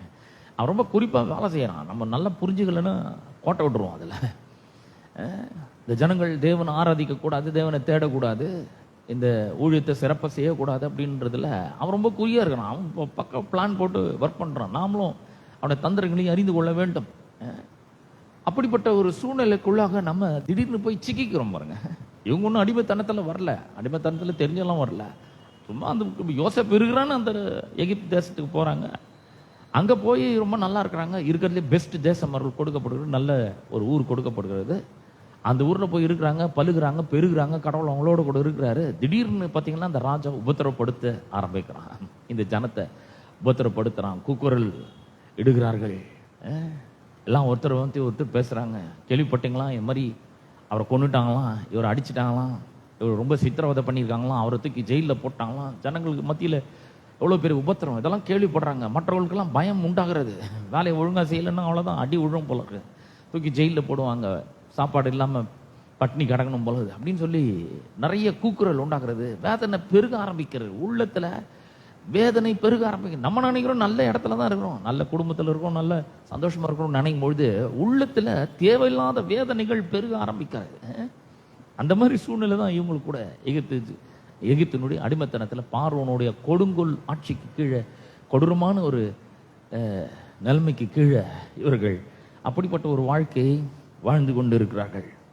அங்கிருந்து இவர்கள் எப்படி விடுதலையாக்கப்பட்டார்கள்னா, கர்த்தருடைய ஓங்கிய புயத்தினாலும் மகா தண்டனைகளினாலும் அவர்களை தேவன் புறப்பட பண்ணினார். எப்படி புறப்பட பண்ணார்னா, ஒரு மனுஷனை அழைக்கிறாரு, அவனை போய் பார்வோன்ட்ட போய் பேசு, இந்த என் ஜனங்களை எனக்கு ஆராதனை சேர்த்து என்னுடைய ஜனங்களை விட்டுடணும், விட மாட்டேன்னு சொன்னியா அவ்வளோதான் அப்படின்ற. அவன் சொல்றான், அவர் பேச்சை கேட்குறது நான் யாரு, கர்த்தர் எனக்கு தெரியாது போ அப்படின்றான், விரட்டி விடுறான் அவன் சமூகத்துல இருந்து. எப்படி இருக்குது பாருங்க, இவ்வளோ சர்வ வல்லமையுள்ள தேவன் அவன் யாருன்னே தெரியாது போ அப்படின் பொழுது எப்படி இருக்கும்? இன்னைக்கு அநேக கிறிஸ்தவர்களுடைய வாழ்க்கையில் கூட அப்படிதான் நடக்குது. சர்வ வல்லமுள்ள தேவன், நம்ம அப்படிப்பட்ட ஒரு வாழ்க்கை வாழ்ந்து கொண்டு இருக்கிறோம். சர்வ வல்லமுள்ள தேவனுடைய பராமரிப்பின் கீழே, பாதுகாப்பின் கீழே இருக்கிறோம் நம்ம நினைக்கிறோம். ஆனால் திடீர்னு பார்த்தீங்கன்னா இப்படிப்பட்ட தொல்லைகள் வருது. மற்றவர்களால் நம்ம துன்பப்படுத்தப்படுறோம், உபத்திரப்படுத்தப்படுறோம். அங்கே வேதனை பெருக ஆரம்பிக்கிறது, கூக்குரலிட ஆரம்பிக்கிறோம். என்னங்க இது, என்ன கிறிஸ்தவ வாழ்க்கை பெருசா? நானும் ஆண்டவருக்கு ரொம்ப உண்மையாக இருக்கிறேன், எல்லா பிரசங்கம் கேட்குறேன், சத்தியம்லாம் தெரியுது, ஆனால் என் வாழ்க்கையில் ஒரு பெரிய விடுதலை இல்லை, சொல்லிக்கிற மாதிரி ஒரு பெரிய ஒரு டெலிவரன்ஸு ஒன்றுமே கிடையாது, ரொம்ப வேதனையில் இருக்கிறேன், ரொம்ப கஷ்டத்தில் இருக்கிறேன், தனிமையில் இருக்கேன் அப்படின்ற மாதிரி நமக்கு உள்ள பல கேள்விகள் எழுகிறது. அவன் சொல்கிறான், பார்வன் சொன்ன எனக்கு அவர் யாருன்னே தெரியாது, அவர் சொல்கிற நான் ஏன் கேட்குறேன், நீ போய் கேளு, நான் கேட்க மாட்டேன் அப்படின்றான். உடனே கர்த்தர் என்ன பண்ணுறாருன்னா, அங்கே 10 விதமான வாதைகளை அவர் அனுப்புகிறார். 10 விதமான வாதைகளை அனுப்பி கடைசி வாதை என்னன்னா, தலைச்சன்கள் சங்கரிக்கப்படுகிறது. தலைச்சன்கள் சங்கரிக்கப்பட்டு அவங்கள எல்லாரையும் வெளியே கொண்டு வர்றார் ஒரே நாளில். எப்படின்னா, பிசைந்த மாம் புளிக்கிறதுக்குள்ள அவங்களை எல்லாரையும் வெளியே கொண்டு வர்றார். 430 வருஷமா அவர்கள் உபத்திரப்படுகிறார்கள், 430 வருஷமா கூக்குரல், 430 வருஷமா வேதனை அடைந்த மக்களை சும்மா ஒரு நைட்ல புறப்பட வைக்கிறாரு. எப்படின்னா, அவரோட பஸ்காவை ஆசரிக்கிறார்கள். ஆட்டுக்குட்டியை வெட்டுறாங்க, ரத்தத்தை பேசின்ல பிடிக்கிறாங்க, நிலக்கால்கள் மேற்சட்டத்தில் பூசுறாங்க, பாதுகாப்பா இருக்கிறாங்க. சங்கார தூதன் வந்து எகிப்து முழுக்க இருக்கிற தலைச்சனங்களை சங்கரிக்கிறாரு. எல்லாரும் உள்ள ஒரு பெரிய, எகிப்து முழுக்க ஒரு பெரிய கூக்குரல். இவ்வளோ வருஷம் இஸ்ரவேல் ஜனங்க கூக்குரலிட்டு தான் எகிப்து மக்கள் கேட்டிருக்காங்க. எகிப்து மக்களோட குரலை அவங்க கேட்டதே கிடையாது. ஏன்னா அவங்களாம் ரொம்ப நல்லா இருக்காங்க, செழிப்பா இருக்காங்க, ஆசீர்வாதமா இருக்காங்க. இந்த இஸ்ரவேல் ஜனங்கள் போய் 2 பட்டணங்களை கட்டுறாங்க, பண்டசாலை எல்லாம் கட்டுறாங்க, நிறைய வேலைகளை செய்கிறாங்க. இவ்வளோ நாள் எகிப்தியரோட ஜனங்களோட கூக்குரலை கேட்டதில்லை. ஆனால் இப்போ பார்த்தீங்கன்னா எகிப்தியரோட கூக்குரல் ரொம்ப பெருசாக இருக்கு. எல்லார் வீட்லேயும் மரணம். எப்படி விடுவிக்கிறார் பாருங்க. தம்முடைய ஜனத்துக்காக அவர் அவ்வளோ வைராக்கியமாக இருக்கிறாரு. நம்மளை விடுவிக்கிறதுக்கு அவர் என்ன மாதிரி அற்புதமான காரியங்களை செய்கிறார். ஓங்கிய புயத்தினாலும் மகா தண்டனையினாலும் ஆனால் தப்பு வைக்கிறார். இதெல்லாம் எதுக்கு அடையாளமா இருக்குன்னா, நம்முடைய ரட்சிப்பினுடைய அடித்தளமா இது இருக்கிறது. நாம கூட இப்படிதான் ரட்சிக்கப்பட்டோம். அன்னைக்கு எகிப்தின் அடிமைத்தனத்தில் பார்வோனுக்கு கீழே ஜனங்கள் அடிமைப்பட்டிருந்தார்கள். அவன் உபத்திரவப்படுத்தினான், இவர்கள் கூக்குரலிட்டார்கள், வேதனைப்பட்டார்கள். இன்றைக்கு அநேக மக்கள் நாமெல்லாம் கூட எப்படி ரட்சிக்கப்பட்டோம் எண்ணி பார்க்கணும் பாருங்க. எண்ணி பார்க்கும்பொழுது பாவத்தின் பிடியிலும் பிசாசினுடைய ஆளுகைக்கு கீழும் இருளின் அதிகாரத்திலும் இருந்தோம். நம்ம எகிப்து கீழே இல்லை, ஆனா இந்த பிசாசினுடைய அடிமைத்தனத்துக்கு கீழே இருக்கிறோம். பிசாசு நம்மளை பிடிச்சி வச்சிருக்கான், உபத்திரவப்படுத்துறான், கூக்குரல்கிட்ட வைக்கிறான், வேதனைப்படுத்துக்கிறான். குடும்பங்களில் கூச்சல், குழப்பம், வேதனை, மனக்கசப்பு, கஷ்டம், எல்லாம் நல்லா தான் போயிட்டு இருக்குது. ஆனா திடீர்னு ஒரு வேதனை உள்ள வருது. எல்லாம் நல்லா தான் போயின்னு இருக்குது, திடீர்னு ஒரு பிரச்சனை வந்து புயல் மாதிரி சுழண்டு அடிக்குது. அந்த குடும்பத்தையே 2ஆ பிரிக்குது, 4ஆ சிதைய வைக்குது, சுக்குநூறா உடைக்குது. புயல் வந்தாக்க அப்படிதான் பாருங்க, கப்பல்களை சுக்குநூறா உடைச்சிடுது. அவ்வளவு பெரிய கப்பல் தான், ஆனா மூழ்க வைக்குது. நம்முடைய வாழ்க்கையில் கூட பல நேரங்களில் இப்படிப்பட்ட புயல்கள் வீசதான் செய்யுது. பல நேரங்களில் இயேசு சொல்றார் இல்லையா, மத்தேயு 7ஆம் அதிகாரம் 24, 25 வசனங்களை நான் சொல்லி இந்த வசனத்தை கேட்டு அதன்படி செய்கிறவன் எவனோ அவனை கண்மலையின் மேல் தன் வீட்டை கட்டின புத்தியுள்ள மனுஷனுக்கு ஒப்பிடுவேன். பெருமழை சொரிந்து பெருவெள்ளம் வந்து பெருங்காற்று அந்த வீட்டின் மேல மோதி அடிச்சாலும் அது நிலைச்சு நிற்குது. ஏன்னா அது கண்மலையின் மேல அஸ்திவாரம் போடப்பட்டிருக்குது. அப்ப இந்த அஸ்திவாரம் ரொம்ப முக்கியம், எங்க போடுறோன்றது. நம்முடைய வாழ்க்கையில் இப்படிப்பட்ட சூறாவளிகள் வரத்தான் செய்து பாருங்க. பல நேரங்களில் நம்முடைய உள்ள மனசுல, ஆழ் மனசுல ஒரு பெரிய குழப்பம், அங்க ஒரு சூறாவளி. பல நேரங்களில் குடும்பங்கள்ல, சில நேரங்களில் உறவுகள்ல, நல்ல அன்பா போயிட்டு இருக்கிற உறவுகள்ல கூட பெரிய சூறாவளியை பிசாசு கொண்டு வருகிறான். மார்க் 5ஆம் அதிகாரத்தில் 4ஆம் அதிகாரம் கடைசியிலும் 5ஆம் அதிகாரத்திலையும் நம்ம பார்க்கும்பொழுது சீஷர்களுக்கு பார்த்து ஏசு சொல்ற, அக்கறைக்கு போவோம் வாருங்கள் அப்படின்ற. அவன் போகும்பொழுது பெரிய ஒரு சூறாவளி, ஒரு கொடுங்காற்று, இந்த படகை அமிழத்தக்கதாக ஒரு பெரிய காற்றடிக்குது. படகு தண்ணீர்னால் நிரம்ப ஆரம்பிக்குது. சீஷர்லாம் பயப்பட ஆரம்பிக்காங்க. நல்லா தான் போயினுக்குது, ஏசு கூட இருக்கிறாரு, இவ்வளோ நேரம் பிரசங்கெல்லாம் கேட்டிருக்காங்க, ஏசு சொல்லியிருக்கிறாரு அந்த பக்கம் போகலாம் வாங்க அப்படின்னு சொல்றாரு. ஆனா இவ்வளோ பிரச்சனைங்க, ஏசு கூட தான் இருக்கிறாரு, படுத்துட்டு இருக்கிறாரு அவர். நம்ம வாழ்க்கையில் கூட ஏசு உள்ளதான் இருக்கிறாரு. ஆனா பிசாசு எப்படியாவது இப்படிப்பட்ட சூறாவளிகளை கொண்டு வந்து நம்மளுடைய வாழ்க்கையை கவிழ்த்து போட வேண்டும், அழித்து போட வேண்டும், சிதைக்க வேண்டும் என்று பல குழப்பங்களையும் பல இன்னல்களையும் பல உபத்திரவங்களையும் வேதனைகளையும் கொண்டு வருகிறான் அவன். ஒருத்தரை பத்தி ஒருத்தர் தவறான எண்ணங்களை கொண்டு வருகிறான். ஒருவேளை அவங்க இப்படி இருப்பாங்களோ, ஒருவேளை அப்படி இருப்பாங்களோ, ஒருவேளை நமக்கு ஆப்போசிட்டா எல்லாம் சேர்ந்து வேலை பண்றாங்களோ அப்படின்ற எண்ணங்கள் உள்ள மோதி அடிக்குது பாருங்க. உள்ள நான் சொல்றேன், எச்சரிக்கையா இருக்க வேணும். கடவுள் தான் நமக்கு ரொம்ப பெரிய ஒரு ஆதாரம். அவர் நம்ம கூட இருக்கும் பொழுது யாராலையும் நம்மளை ஒண்ணுமே பண்ணவே முடியாது பாருங்க. அவர் நமக்கு அற்புதங்களை செய்கிற தேவனா இருக்கிறாரு. அப்ப நான் என்ன சொல்ல வரேன்னா, பிசாசு இப்படிலாம் பண்ணலாம், ஆனா கர்த்தர் நம்மோட கூட இருக்கிறாரு. அவர் சொல்ற, ஏன் பயப்பட்டீங்க, ஏன் விசுவாசம் இல்லாம போச்சு உங்களுக்கு, நான் தான் கூடவே இருக்கிறேனே அப்படிங்கிறாரு. அவர் ஞாபகப்படுத்துறாரு. பல நேரங்களில் நம்ம கூட மறந்து போயிடும். இஸ்ரவேல் ஜனங்களை கூட இப்படிதான் அவர் மீட்கிறாரு. நம்முடைய ரட்சிப்பு எப்படி நடந்துக்குது, பிசாசானவனை அவர் என்ன பண்றாரு, அவனை சங்கரிக்கிறாரு. எப்படி? எபிரேயர் 2ஆம் அதிகாரத்துல, எபிரேயர் நிருபத்துல நம்ம வாசிக்கிறோம் 14-15 வசனங்கள்ல. இங்க என்ன ஆச்சு, பார்வோனை செங்கடலை பிளந்து அவனை தண்ணீர்ல மூழ்கடிச்சாரு. அங்க என்னாச்சு, அங்க வந்து தம்முடைய மரணத்தினாலே அழிக்கிறாரு. எபிரேயர் 2ஆம் அதிகாரம் 14-15 வசனங்கள்ல சொல்லப்பட்டிருக்குது. பிள்ளைகள் மாம்சத்தையும் ரத்தத்தையும் உடையவர்களா இருக்கு, அவரும் அவர்களை போல மாம்சத்தையும் ரத்தத்தையும் உடையவரானார். மரணத்துக்கு அதிகாரியாக பிசாசானவனை தமது மரணத்தினாலே அழிக்கும்படிக்கும் ஜீவ காலமெல்லாம் மரண பயத்தில் அடிமைப்பட்ட யாவரையும் விடுதலையாக்கும்படிக்கும் அப்படி ஆனார். அங்க ஒரு இதே மாதிரி ஒரு ரிடம்ஷன் நடக்குதாங்க. எப்படி நடக்குது? சும்மா சாதாரணமா நம்மலாம் சும்மா சாதாரணமாக பிசாசினுடைய கோட்டை விட்டு வெளியே வந்திருக்கிறோம், பாவத்துல இருந்து சும்மா ரட்சிக்கப்பட்டிருக்கோம். இல்லைங்க, கத்த பெரிய காரியங்களை செஞ்சிருக்கிறார். அவனுடைய ஏரியாக்குள்ள போய் அவனை ஜெயிச்சிருக்கிறார். சண்டை போட்டு கல்வாரி சிலுவையில அவனை வெற்றி சிறந்திருக்கிறார். எல்லா அதிகாரத்தையும் வல்லமையும் புரிந்து கொண்டு இருக்கிறார். நம்மளை இருளின் அதிகாரத்திலிருந்து விடுதலை ஆக்கி இருக்கிறார். அந்த காலத்துல பார்வோன் தான் பார்த்தீங்கன்னா சூப்பர் பவர். எகிப்து அவன் கையிலிருந்து இவங்களை விடுதலை ஆக்குறதுன்றது யாராலுமே கூடாத காரியம். அப்படிப்பட்ட ஒரு மிரக்குலஸ் ஆக்ட் மூலமா, ஒரு அற்புத செயலின் மூலமாக அவர் என்ன பண்ணியிருக்கிறாரு? விடுதலையாக்கி இருக்கிறாரு. எகிப்திலிருந்து விடுதலையானது மட்டும் கிடையாது, அங்கிருந்து நிறைய பொண்ணு வெள்ளி எல்லாம் கொண்டு வந்திருக்காங்க, வஸ்திரங்கள், உயர்ந்த வஸ்திரங்கள், அதெல்லாம் கொண்டு வந்திருக்காங்க. எகிப்திலிருந்து வெளியே வந்துட்டா போதுமா? இல்ல, அது மட்டும் கிடையாது, தொடர்ந்து அவங்களோட கூடவே அவர் பிரயாணம் பண்றாரு. எகிப்திலிருந்து வெளியே வந்த உடனே பார்வோன் துரத்த ஆரம்பிக்கிறான். நம்ம கூட பாருங்க, ரட்சிக்கப்பட்டு எல்லாம் முடிஞ்சுச்சுங்க, ஞானஸ்நானம் எடுத்தாச்சு, இனிமேல் நல்ல வாழ்க்கை தான், ரோஸ் பெட் லைஃப் அப்படின்னு நம்ம வரும், மலர் படுக்கையில தான் இனிமேல் என்ன வாழ்க்கை நினைச்சு வரோம். ஆனா பின்னாடி வரோம் பிசாசு, விட மாட்டேன் அப்படின்னு. என்கிட்ட இருந்தா நீ விடுதலை ஆகி போற, உன்னை விட மாட்டேன், தொடருவேன், பிடிப்பேன், கொள்ளையாடி பங்கிடுவேன் வரான் பார்வோன். அதே மாதிரி தான் பிசாசு நம்ம பின்னாடியே வரான், விட மாட்டேன், இது இவங்கெல்லாம் நான் பிடிச்சி வச்சிருக்கேன் அப்படின்னு வரான். அப்ப அவங்களால என்ன பண்றாரு? மறுபடியும் ஒரு பெரிய ஒரு அதிசயத்தை செய்யறாரு. என்ன அதிசயம்னா, இது வரைக்கும் உலகமே கேள்விப்பட்டிருக்காத ஒரு பெரிய அதிசயம் கர்த்தர் மோசேயின் மூலமா செய்யறாரு. மோசையை பார்த்து சொல்றாரு, என்ன பண்றது, இப்ப ஜனங்கள்லாம் கல்ல தூக்குறாங்க, ஏன் எகிப்துல பிரேத கோழிகள் இல்லைன்னு சிவந்த சமுத்திரத்துல நாங்கெல்லாம் அழிஞ்சு போறதுக்காக எங்களை கொண்டு வந்திருக்கிறியா, இங்க வனாந்தரத்துக்கு கொண்டு வந்திருக்கிறியான்னு மோசையை பார்த்து கேட்கறாங்க. கர்த்தர் நோக்கி மோசை முறையிடுறான், என்ன ஆண்டவரே இந்த மாதிரி பண்ணிட்டு கடைசியில எல்லாரையும் இவ்வளவு விடுதலை ஆக்கிட்டு வந்தேன்னு சொன்னீரு, நானும் சொல்லிட்டேன், விடுதலை ஆயிட்டோம்னு பார்த்தோம். ஆனா பின்னாடியே வரானே பார்வோன், அவனுடைய ரதங்கள், அவனுடைய சேனைகள் எல்லாம் வந்துட்டு இருக்குது, புழுதி பறக்க வருது, எல்லாம் தூசி கலப்பின்னு வருது, ரதங்கள்லாம் வருது, பெரிய பெரிய ராணுவ வீரர்கள், தளபதிகள்லாம் வராங்க, இவங்களை பிடிக்கிறதுக்காக வராங்க. இவ்வளவு பேரு ஆடு மாடுகள் பொன் வெள்ளியோட போயிட்டு இருக்காங்களே, வஸ்திரங்கள்லாம் தூக்கின்னு போயிட்டு இருக்காங்களே, நம்மளை கொள்ளையடிச்சுட்டு போறாங்களே, விட முடியாது, போய் பிடிப்பேன், ஆடு மாடுகள்லாம் பிடிப்பேன், இந்த தங்கம் வெள்ளியெல்லாம் திரும்ப கொண்டு வருவேன்னு வருவாங்க. வரும்பொழுது கர்த்தர் மோசையை பார்த்து சொல்ற, என்கிட்ட எப்ப முறையிடுறேன், உங்க கையில் என்ன இருக்கு? கோலை நீட்டு, சமுத்திரத்தின் மேல நீட்டுங்க, என்ன நடக்க முடியும்? கோலை நீட்டுன்னு என்ன ஆகும்? இதுதான் அதிசயம்.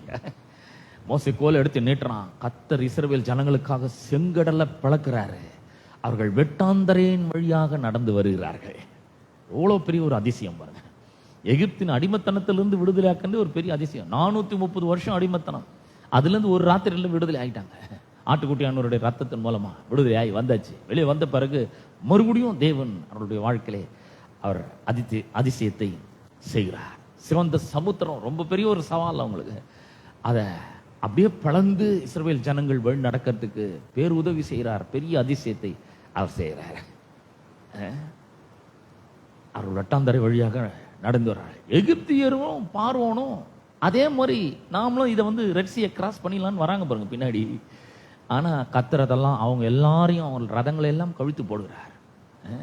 அவங்களுக்கு இல்லை, அது இந்த ஜனங்களுக்கு மட்டும்தான். Because they are special people, they are God's people, God's chosen people, God's covenant people, blood bought people. அவர்கள் ரத்தத்தினால் வாங்கப்பட்ட மக்கள், உடன்படிக்கை மக்கள், தேவனுடைய ஜனங்கள். அப்படி வராங்க அவங்க. செங்கடல் தப்பிச்சாச்சு. இப்போ செங்கடல் தப்பிச்சு வந்த உடனே பார்த்தீங்கன்னா ஃபுல்லா வனாந்திரம், ஒரு கடை இல்லை, ஒரு தண்ணி இல்லை, ஒரு கண்ணி இல்லை, ஒன்றும் கிடையாது. ஒரு கடை கண்ணி கூட இல்லை. கோல்டு நிறைய இருக்குது, வெள்ளி நிறைய இருக்குது, வஸ்திரம் நிறைய இருக்குது, ஆடு மாடுகள்லாம் தெரியலாம் இருக்குது. ஆனா சாப்பிட்றதுக்கு ஒண்ணுமே இல்லை.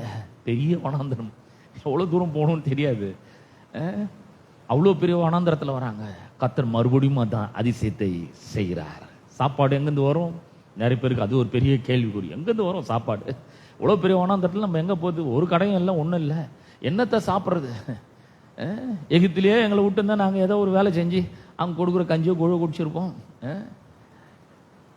இங்கே வனாந்திரத்தில் கொண்டு விட்டீங்களே, நாங்கள் பசியில் சாக போகிறோமா அப்படின்னு சொல்லி எல்லாம் கேட்குறாங்க. கர்த்தர் வானத்திலிருந்து மன்னாவை பொழிந்தருள்றார், சாப்பாடு கொடுக்குறாரு. மனிதனுடைய அடிப்படை தேவை பாருங்க, எவ்வளோ அதிசயங்களை செய்கிறார். இதாங்க ஒரு, நீ எகிப்திலிருந்து உன்னை புறப்பட பண்ணின நாளிலே நடந்தது போல உன்னை அதிசயங்களை காண பண்ணுன்னு சொல்றாரு அவர். அந்த அவ்வளோ 430 வருஷம் அடிமைத்தனத்திலிருந்து ஓங்கிய புயத்தினாலும் மகா தண்டனைகளாலும் அவர்களை விடுதலை ஆக்குறாரு. அதோட நிக்கல, சிவந்த சமுத்திரத்தை 2ஆ பழகுறாரு அவங்களுக்காக. அதோட நிக்கல, வனாந்தரத்துல ஒரு கடை கூட கண்ணி இல்லை, ஒன்றும் இல்லை. ஆனா வானத்திலிருந்து மன்னாவை அப்படியே பொழிய பண்றார். லட்சக்கணக்கான மக்களுக்கு உணவளிக்கிறாரு. ஒரு ரேஷன் கடை இல்லை, ஒன்றும் இல்லை, எடை போடுற மிஷின் இல்லை, ஒன்றும் கிடையாது, ஆள் இல்லை, எதுவும் கிடையாது. கர்த்தர் போஷிக்கிறாங்க. எப்படி? இயற்கைக்கு அப்பாற்பட்டத்துல God provides for them supernaturally அவர் இயற்கைக்கு அப்பாற்பட்ட விதத்துல அவர்களை போஷிக்கிறார், ஆசீர்வதிக்கிறார் அவங்கள. சாப்பாடெல்லாம் கிடைச்சிட்டு தண்ணிக்கு எங்க போறது? எங்க போனாலும் தண்ணி இல்லை, ஏன்னா அது வனாந்தரம், பாலைவனம். அப்படிப்பட்ட ஒரு பாலைவனத்துல தண்ணி எங்க போறது? என்ன ஆண்டவரே, கடைசியில தாகத்துல சாக போறோமா, பசியில சாக போறோம்னு நினைச்சோம், ஆனா இப்ப தாகத்திலே சாக போறோம் போல இருக்கு அப்படின் போது கர்த்தர் மோசேயை பார்த்து சொல்ற, அந்த கண்மலை இருக்குல்ல, உன் கோல்னால அந்த கண்மலைய அடிச்சா என்ன ஆகும்? அதுல தண்ணி புறப்பட்டு வரும். இது எவ்வளவு பெரிய ஒரு அதிசயம் பாருங்க. நம்மள அதிசயத்தை காண பண்றாரு. நம்ம பார்க்கறது ரெடியா இருக்கணும், நம்ம அவரை நம்புறதுக்கு ரெடியா இருக்கணும், விசுவாசிக்க ரெடியா இருக்கணும். அவர் கடந்த காலத்துல செய்த அற்புதங்களை எண்ணி பார்க்கணும், எப்படி நம்மளை விடுவிச்சாருன்றதை எண்ணி பார்க்கணும். தண்ணி இல்லை இப்போ, தண்ணி பிரச்சனை, பெரும் பிரச்சனை பாருங்க. தண்ணி நிறைய இருந்தாலும் பிரச்சனை, கொஞ்சமா இருந்தாலும் பிரச்சனை, இல்லவே இல்லைனாலும் பிரச்சனை. இவங்களுக்கு குடிக்கிறதுக்கு தண்ணியே கிடையாது. என்ன ஆகுது? அவ்வளோ லட்சம் மக்கள் தண்ணி இல்லாம சர்வைவே பண்ணவே முடியாது, வாழ்க்கை நடத்தவே முடியாது. அவரு கற்பாறையிலிருந்து தண்ணீரை வர வைக்கிறாரு, கற்பாறையிலிருந்து தண்ணீரை வர வைக்கிறார். இது எவ்வளவு பெரிய ஒரு அதிசயம் இல்லையா? ஏற்கனவே 430 வருஷம் அடிமைத்தனத்திலிருந்து விடுதலையாக்குறாரு, வானத்திலிருந்து மன்னாவை பொழிந்தரலார், செங்கடலை பிளக்கிறாரு, கற்பாறையிலிருந்து தண்ணீரை வர வழைக்கிறாரு. இப்போ வனாந்தரத்துல நடக்கணும், அவங்க கால்நடை நடந்து போகணும். மெட்ரோலாம் கிடையாது, ட்ரெயின் கிடையாது, பஸ் கிடையாது, கார் கிடையாது, ஒன்றும் கிடையாது, கால்நடை நடந்து வரணும். வனாந்தரம், பாலைவனம் முழுக்க கண்ணு கட்டின தூரம் வரைக்கும். வெயில் எப்படி இருக்கும்னு கொஞ்சம் பாருங்க, பயங்கரமான கொளுத்தர் வெயில். அதுல வரணும், ஒரு குடையும் கிடையாது, ஒன்றும் கிடையாது. என்ன பண்றது? கர்த்தர் என்ன பண்றாருன்னா மேக ஸ்தம்பமாக அவர்களோட கூட வருகிறார், வழி நடத்துகிறார், அவர்களை லீட் பண்றாரு. இது எவ்வளவு பெரிய ஒரு அதிசயம் பாருங்க. ஏன்னா இவங்க எந்த பக்கம் போனாலும் மேகம் கூடவே வருது, அவங்க மேல நிழலா இருக்குது, அவங்களுக்கு வழி காட்டுது. இரவாவது ஒரே குளிர், பனி, அவங்களால சமாளிக்க முடியல. அப்படிப்பட்ட நேரத்துல அவர் அக்னி ஸ்தம்பமாய் அவர்கள் மத்தியில் இருக்கிறார். அவர்களுக்கெல்லாம் குளிருக்கு அனலா இருக்கிறார், வெயிலுக்கு இதமான ஒரு குளிர்ச்சியா அவர் இருக்கிறார். வானத்து பனியை போல அவர் அவர்களுக்கு இருக்கிறார். பாருங்க, பெரிய ஒரு வெயில், வேர்த்து ஊத்துது, களைப்படைகிறோம். அந்த நேரத்தில் ஏசியில் போய் உட்காந்தா எப்படி இருக்கும்? குழு குழுன்னு கொஞ்சம் நல்லா இருக்கும். அந்த சுகமே தனி தான். அது வெயிலில் இருக்கிறவங்களுக்கு ரொம்ப நல்லா தெரியும். ஒன்றும் சமாளிக்க முடியல, வெயில ரொம்ப கஷ்டமா இருக்குது, ஊத்துன்னு ஊத்துது. ஆனா கர்த்தர் இவர்களுக்கு ஒரு பெரிய சௌகரியத்தை கொடுக்கிறார். இவரே அக்னி, இவரே மேக ஸ்தம்பமா மாறி அவர்களுக்கு நல்ல குழுன்னு ஒரு சௌகரியத்தை கொடுக்கிறார். இதெல்லாம் ரொம்ப ரொம்ப அடிப்படை தேவைங்க. நல்ல ஒரு குளிர்ச்சி, குளிர் மத்தியில ஒரு பெரிய வெப்பம், அனல், சூடு, இதெல்லாம் ரொம்ப அடிப்படை தேவை. அவர்களுக்கு அவரே எல்லாவற்றுக்கும் எல்லாமாக மாறுகிறார். மேக ஸ்தம்பத்து மூலமாக, அக்னி ஸ்தம்பத்து மூலமாக அவர்களை கூடவே இருந்து வழி நடத்துறார். எவ்வளவு அதிசயங்களை பண்ணியிருக்கிறார் பாருங்க. இதுதான் பழைய உடன்படிக்கையில நம்முடைய ரட்சிப்பினோட மாடலா இருக்குது. இப்படிதான் நம்மளையும் அவர் வழி நடத்துகிறவராய் இருக்கிறார். அவர் நமக்கு நம்பிக்கையும் விசுவாசத்தையும் அளிக்கிறவராய் இருக்கிறார். நம்ம நம்பிக்கை இழக்கிற சூழ்நிலைகளின் மத்தியிலே அவர் நமக்கு நம்பிக்கை அளிக்கிறவராக இருக்கிறார். எப்போன்னா இதை நம்ம யோசிச்சு பார்க்கும்பொழுது அவரை யோசிச்சு பார்க்கணும். நம்ம எப்படி யோசிச்சு பார்க்கணும்? உபாகமம் 4ஆம் அதிகாரம் 31ஆம் வசனத்திலிருந்து வாசிக்கிறேன். உன் தேவனாகிய கர்த்தர் இரக்கமுள்ள தேவனாய் இருக்கிறபடியால் அவர் உன்னை கைவிடவும் மாட்டார், உன்னை அழிக்கவும் மாட்டார், உன் பிதாக்களுக்கு தாம் ஆணையிட்டு கொடுத்த உடன்படிக்கையை மறக்கவும் மாட்டார். என்ன மாதிரி ஒரு ஆண்டவர்! அவர் கைவிட மாட்டார், உன்னை அழிக்க மாட்டார், உடன்படிக்கை மறக்க மாட்டாரு. அப்புறம் 32ஆம் வசனம் சொல்லுது, தேவன் மனுஷனை பூமியிலே சிருஷ்டித்த நாள் முதல் உனக்கு முன் இருந்த பூர்வ நாட்களில் வானத்தின் ஒரு முனை தொடங்கி அதன் மறுமுனை மட்டும் உள்ள எவ்விடத்திலாக இப்படிப்பட்ட பெரிய காரியம் நடந்தது உண்டோ? இப்படிப்பட்ட காரியம் இதை யாராவது கேள்விப்பட்டுக்கிறீங்களா? வானத்துல இருந்து மண்ணா பொழிஞ்சது, செங்கடல் 2ஆ பிளந்தது, கற்பாறையில இருந்து தண்ணீர் வந்தது, மேக ஸ்தம்பம் அக்னி ஸ்தம்பம் அவர்களை வழி நடத்தினது, இதெல்லாம் உலகம் உண்டான கொண்டு கேள்விப்பட்டுக்கிறீங்களா? யாருமே கேள்விப்படவே இல்லை. 33ஆம் வசனம், பகமம் 4:33, அக்கினி நடுவில் இருந்து பேசுகிற தேவனுடைய சத்தத்தை நீ கேட்டது போல யாதொரு ஜனமாவது கேட்டதும் உயிரோடு இருந்ததும் உண்டோ? கடவுளுடைய சத்தத்தை கேட்டு யாராவது முதல்ல கேட்டிருக்காங்களா? அக்கினி நடுவில் இருந்து கடவுள் பேசுறதை கேட்டிருக்காங்களா? ஆனா இவங்க கேட்டிருக்காங்க. கேட்டு உயிரோட இருந்துக்கிறாங்களா? ஆனா இவங்க உயிரோட இருந்திருக்காங்க. 34ஆம் வசனம், அல்லது உங்கள் தேவனாகிய கர்த்தர் எகிப்திலே உங்கள் கண்களுக்கு முன்பாக உங்களுக்கு செய்தபடியெல்லாம் தேவன் அந்நிய ஜாதிகளின் நடுவில் இருந்து ஒரு ஜனத்தை சோதனைகளினாலும் அடையாளங்களினாலும் அற்புதங்களினாலும் யுத்தத்தினாலும் வல்லமுள்ள கரத்தினாலும் ஓங்கிய புயத்தினாலும் மகா பயங்கரமான செயல்களினாலும் தமக்கென்று தெரிந்து கொள்ள வகை பண்ணியது உண்டோ என்று நீ விசாரிப்பார், கொஞ்சம் விசாரிச்சுப்பார் அப்படின்ற. இந்த மாதிரி ஒரு கடவுள் இருக்கிறாரா? இந்த மாதிரி தம்முடைய ஜனத்துக்காக இவ்வளவு பெரிய அதிசயங்களை செஞ்ச ஆண்டவர் இருக்கிறாரா அப்படின்னு அவர் கேட்கிறார். 78ஆம் சங்கீதத்தை நீங்க வீட்டுக்கு போய் வாசித்து பாருங்க. இங்க இப்போ நம்ம வாசிக்க முடியாது. 78ஆம் சங்கீதம் முழுக்க நீங்க போய் வாசித்து பாருங்க. அதுலயும் ஆண்டவர் இந்த ஜனங்களை எப்படியெல்லாம் அவர் காப்பாற்றினார், எப்படியெல்லாம் அற்புதங்களை செஞ்சார் அப்படின்னு சொல்லிட்டு அவர்களுக்கு அவர் விளங்க வைக்கிறார். அப்படிப்பட்ட ஒரு நல்ல அற்புதமான ஒரு தேவனாக அவர் இருக்கிறார். ஓசியா 11ஆம் அதிகாரம் 1ஆம் வசனத்தை நான் வாசிக்கிறேன். இஸ்ரவேல் இளைஞனா இருந்தபோது நான் அவனை நேசித்தேன், எகிப்திலிருந்து என்னுடைய குமாரனை வரவழைத்தேன். அதாவது இஸ்ரவேல் என்னுடைய குமாரன் அப்படின்றார். மொத்த ஜனங்களையும் சேர்த்து என்னுடைய குமாரன். இயேசு கிறிஸ்து தான் அவருடைய குமாரன் இல்லையா? இது ரெண்டுத்துக்குமே பொருந்தும். இஸ்ரவேல் ஜனங்களுக்கும் பொருந்தும், இயேசுக்கும் பொருந்தும். அங்கிருந்து வரவழைச்சேன் அப்படின்றார். எவ்வளோ அற்புதமாக செஞ்சிருக்கிறார் பாருங்க. சும்மா சாதாரணமாக செய்யலை. நம்மலாம் ரொம்ப சாதாரணமாக ரட்சிக்கப்பட்டோம். நம்ம போய் கை உயர்த்தி அழுது, ஐயா நான் மனம் திரும்புறேன், வந்துடுறேன் உங்ககிட்ட அப்படின்னு சொல்லி வந்தோம். இல்லைங்க, அவர் இதுக்கு முன்னாடி பெரிய காரியங்களை செஞ்சுக்கிறார், பெரிய பெரிய அற்புதங்களை செஞ்சுக்கிறார். பிசாசன் நசிக்கிறார், தம்முடைய மரணத்தினால் அழிச்சிருக்கிறார், நம்முடைய மரண பயத்தை எடுத்து போட்டிருக்கிறாரு, அப்பேற்பட்ட அதிசயங்களை செஞ்சுக்கிறாரு. அது மட்டும் இல்ல, இஸ்ரவேல் ஜனங்களை அடிமத்தனத்திலிருந்து விடுதலை ஆக்கிறார், உபத்திரத்திலிருந்து, கூக்குரலிருந்து, வேதனையிலிருந்து அவர்களை விடுதலை ஆக்கிறார். அவரே இறங்கி இருக்கிறாரு, சிவந்த சமுத்திரத்தை 2ஆ பிளந்திருக்கிறாரு, கற்பாறையிலிருந்து தண்ணீரை வரவழைச்சுக்கிறார், வானத்திலிருந்து மண்ணாவை பொழிஞ்சிருக்கிறாரு, மேக ஸ்தம்பத்தினாலும் அக்கினி ஸ்தம்பத்தினாலும் அவர்களோட கூட இருந்து அவர்களை வழி நடத்துகிறார். இப்படிலாம் நடந்திருக்குது. எகிப்திலிருந்து புறப்பட்ட நாள் முதல் கொண்டு இப்படிலாம் நடந்திருக்கிறது. அதே மாதிரி இதெல்லாம் கொஞ்சம் நினைச்சுப்பாரு. அன்னைக்கு நடந்தது போல இன்னைக்கு நான் உன்னை அதிசயங்களை காண பண்ணுவேன். இன்னைக்கும் நான் அதை செய்வேன் அப்படின்றார். அன்னைக்கு நடந்துச்சுல அதே மாதிரி உனக்கு நான் செய்வேன். என்ன பண்ணுவேன்? செங்கடல் மாதிரி பெரிய பிரச்சனை, இதை தாண்டவே முடியாது, இது எப்படி நம்ம தாண்டறது, எப்படி கடந்து அந்த பக்கம் போறது அப்படின்னு சொல்லி முடிச்சிட்டு இருக்கீங்களா? கர்த்தர் சொல்றாரு, உங்களுக்காக நான் அதை பிளப்பேன், அந்த பிரச்சனையை 2ஆக்குவேன் நான். அதுல வெட்டாந்தர வழியா நடந்து போவீர்கள். ஷிப்ல இல்ல, போட்ல இல்ல, நடந்து போவீர்கள். அதுல வெட்டாந்தர மாதிரி உண்டாக்குவேன், வழி உண்டாக்குவேன். அவர் சொல்றாரு, நான் வனாந்தரத்தில் ஆறுகளையும் அவாந்தர வழிகளிலே நீரூற்றுகளையும் உண்டு பண்ணுவேன், புதிய காரியத்தை நான் செய்யறேன், பயப்படாதீங்க அப்படின்றாரு. நம்ம ஒரு பிரச்சனை வந்தோன்னு ரொம்ப பயந்து போயிடும், ஒரு பிரச்சனையில சிக்கி தவிச்சு போயிடும். நம்ம ஐயோ யாருங்க எனக்கு உதவி செய்வாங்க, கதறோம். ஆனா கத்த சொல்றேன், நான் உங்களோட தான் இருக்கிறேன், பயப்படாத, உனக்கு உள்ள இருக்கிறேன். நான் அன்னைக்கு செய்ததோட ரொம்ப பிரமாதமா நான் செய்வேன். அதிசயங்களை நீ பாப்ப, நீ கண்டிப்பா.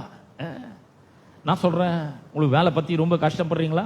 கர்த்தர் உங்களை அதிசயங்களை காண பண்ணுவார். உங்களுக்காக செங்கடலை பழப்பார், உங்களுக்காக வானத்திலிருந்து மன்னாவை பொழிந்தருள்வார், உங்களுக்காக கற்பாறையிலிருந்து தண்ணீரை வரவழைப்பார். எவ்வளவு கடினமான காரியம் பாருங்க, ஒரு பெரிய அதிசயம் நடக்கிறது.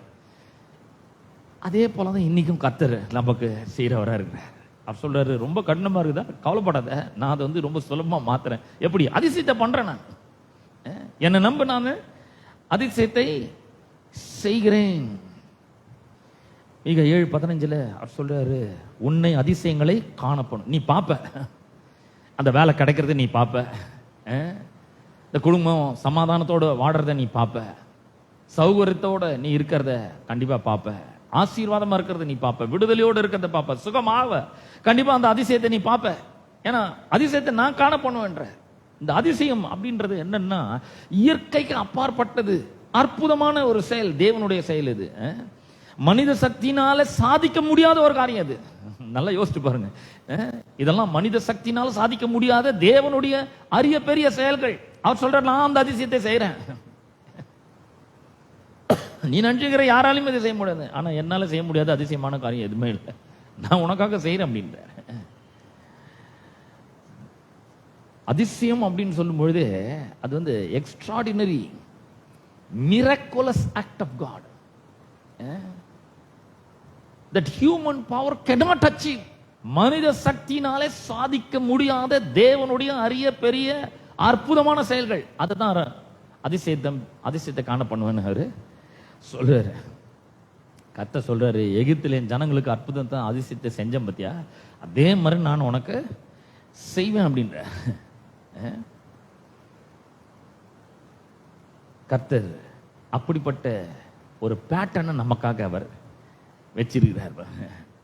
இதெல்லாமே கிறிஸ்துவில் நிறைவேறுகிறதா இருக்குது. அவர் வந்துட்டார், அவர் மூலமா அவ்வளவு பெரிய அதிசயத்தை அவர் செய்துகிறார். ஏன்னா அவர் நாமமே அதிசயமானவர் என்று வேதம் சொல்லுகிறது. அப்ப இஸ்ரவேலை எகிப்திலிருந்து எப்படி மீட்டு ரட்சித்தாரோ அதே போல தேவனுடைய பிள்ளைகள் ஒவ்வொருவரையும் அவர் திரும்ப திரும்ப திரும்ப திரும்ப அநேக தரம் மீட்டு ரட்சிக்க அவர் வல்லமுள்ளவராக இருக்கிறாருங்க.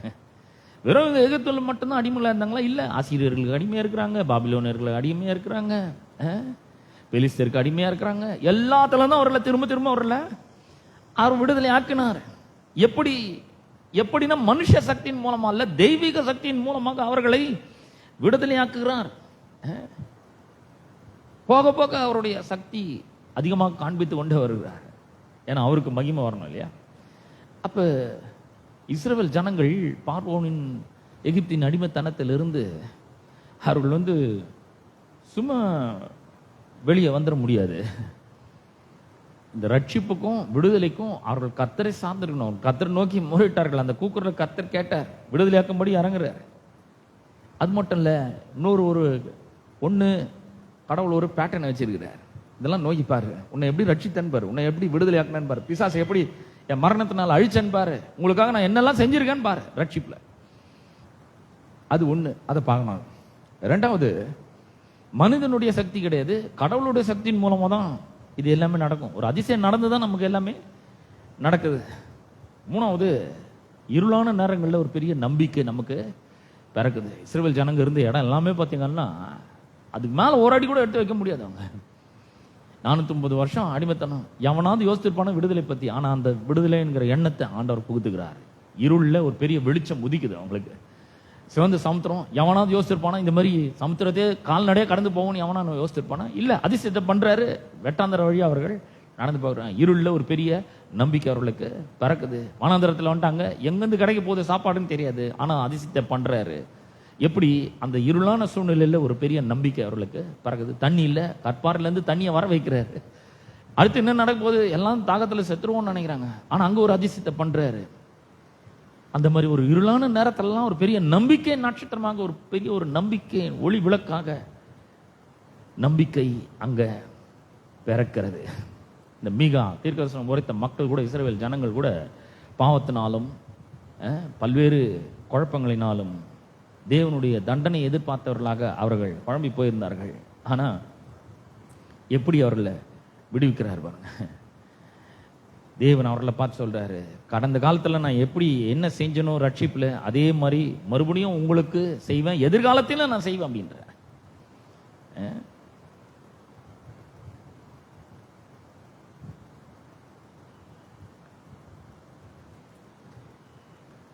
சிவந்த சமுத்திரம் அதை ரெண்டா பழக்கிறது எப்படின்னா, அது மரணத்திலிருந்து உயிர் தெழுறதுக்கு சமமா இருக்கிறது. அவர் நம்மளை மரணத்திலேயே அப்படியே விட்டுற மாட்டாரு. அவர் நம்மளை உயிர் தெழ வைக்கிறார். அவர் உயிரோடு எழுப்புவார் கண்டிப்பா.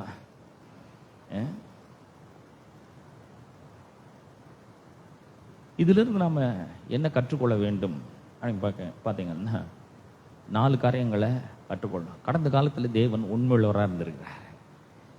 நம்மோட இஸ்ரவேல் ஜனங்கள் மட்டும் இல்லை, நம்மோட கடந்த காலத்துல தேவன் எவ்வளவு அதிசயங்களை செஞ்சுக்கிறார். வியாதியிலிருந்து குணமாக்கி இருக்கிறாரு, பாவத்திலிருந்து மீட்டு ரட்சித்திருக்கிறார், பிசாசின் பிடியிலிருந்து விடுதலை ஆக்கி இருக்கிறார். ஓங்கிய போய்த்தனால் மகா தண்டனைங்களாம், நமக்குள்ள தண்டனை, அவன் பிசாசுக்கு அப்படி விடுதலை ஆக்கி இருக்கிறாரு. கடந்த காலத்துல எவ்வளவு அற்புதங்களை செஞ்சிருக்கிறாரு. அப்ப கர்த்தர் எவ்வளவு உண்மையுள்ளவர் என்பதை நாம் எண்ணி பார்க்கணும். உன் அதிசயங்களை காணப்படும் சொல்றாரு. நம்ம முதலாவது கடவுள் கடந்த காலத்துல செய்த அற்புதங்களை அதிசயங்களை நாம எண்ணி பார்த்து அவர் எவ்வளவு உண்மையுள்ளவர் என்பதை நாம் விசுவாசிக்க வேண்டும், நினைவுபடுத்தி பார்க்க வேண்டும். இரண்டாவது, நாம எதிர்பார்க்கிற விதத்தில் அல்ல, தேவன் புதிய வழியில் அவர் நம்முடைய பிரச்சனைகளை தீர்க்க வல்லவராக இருக்கிறார் என்பதை நினைச்சு பார்க்கணும். நம்ம நினைக்கிறோம், ஏதோ ஒரு வசனத்தை பார்த்தா, எங்கேயாவது யாராவது ஏதோ ஒன்று சொன்னா, இப்படி நடக்குமா அப்படி நடக்குமா அப்படின்னு நம்மளே வந்து அசியம் பண்றோம் பார்த்தீங்களா? அந்த மாதிரி இல்லாம கர்த்தர் புது விதத்துல ஏதோ ஒண்ணு பண்ண போறாரு. அதுதானே அதிசயமா இருக்கும் இல்லையா? வழக்கமான நடக்கிற விதத்துல அது நடக்காது. கர்த்தர் ஒரு அதிசயத்தை செஞ்சு அதை விடுதலையை தராரு. கர்த்தர் ஒரு அதிசயத்தை செஞ்சு ஒரு பெரிய சுகத்தை தரார். கர்த்தர் ஒரு பெரிய அதிசயத்தை செய்து ஒரு பெரிய விடுதலை நமக்கு தரார், பொருளாதார விடுதலை தராரு. கர்த்தர் ஒரு பெரிய அதிசயத்தை செய்கிறாரு. எப்படி? புதிய விதத்துல அவர் பண்ணுவார். ஏன்னா அவர் சொல்றார், இதோ நான் புதிய காரியத்தை செய்கிறேன், அது இப்பொழுதே தோன்றும் அப்படின்னா புதுசு புதுசா செய்ய வல்லவரா இருக்கிறாரு. அப்ப ஒண்ணு, remember God's past faithfulness. Second, expect God to act in new ways. புது விதத்துல ஆண்டவர் நமக்கு உதவி செய்வார் என்பதை நாம் எதிர்பார்க்க வேண்டும். மூணாவது, நம்பிக்கையும் விசுவாசத்திலையும் வாழணும். நம்ம லிவ் இன் ஹோப். நம்பிக்கையிலும் விசுவாசத்திலையும் நாம வாழ வேண்டும். அவருங்க மிகா 7:15 சொல்றார் இல்லையா, எகிப்துல இருந்து உன்னை புறப்பட பண்ணின நாளில் நடந்தது போல அப்படின்றாரு. எகிப்துன்றது எதுக்கு அடையாளமா இருக்குது? பாண்டேஜ், பெரிய அடிமைத்தனம். ரெண்டாவது ஒடுக்குதல், ஒப்ரஷன். மூணாவது நம்பிக்கையற்ற தன்மை. இனிமேல் அவன் வந்து நம்மளை விடுதலை இவ்வளோ வருஷம் அடிமைத்தனத்தில் இருந்தாச்சுன்னு ஒரு ஹோப்லெஸ்னஸ். 3 காரியங்கள் எகிப்து, பாண்டேஜ், அப்புறம்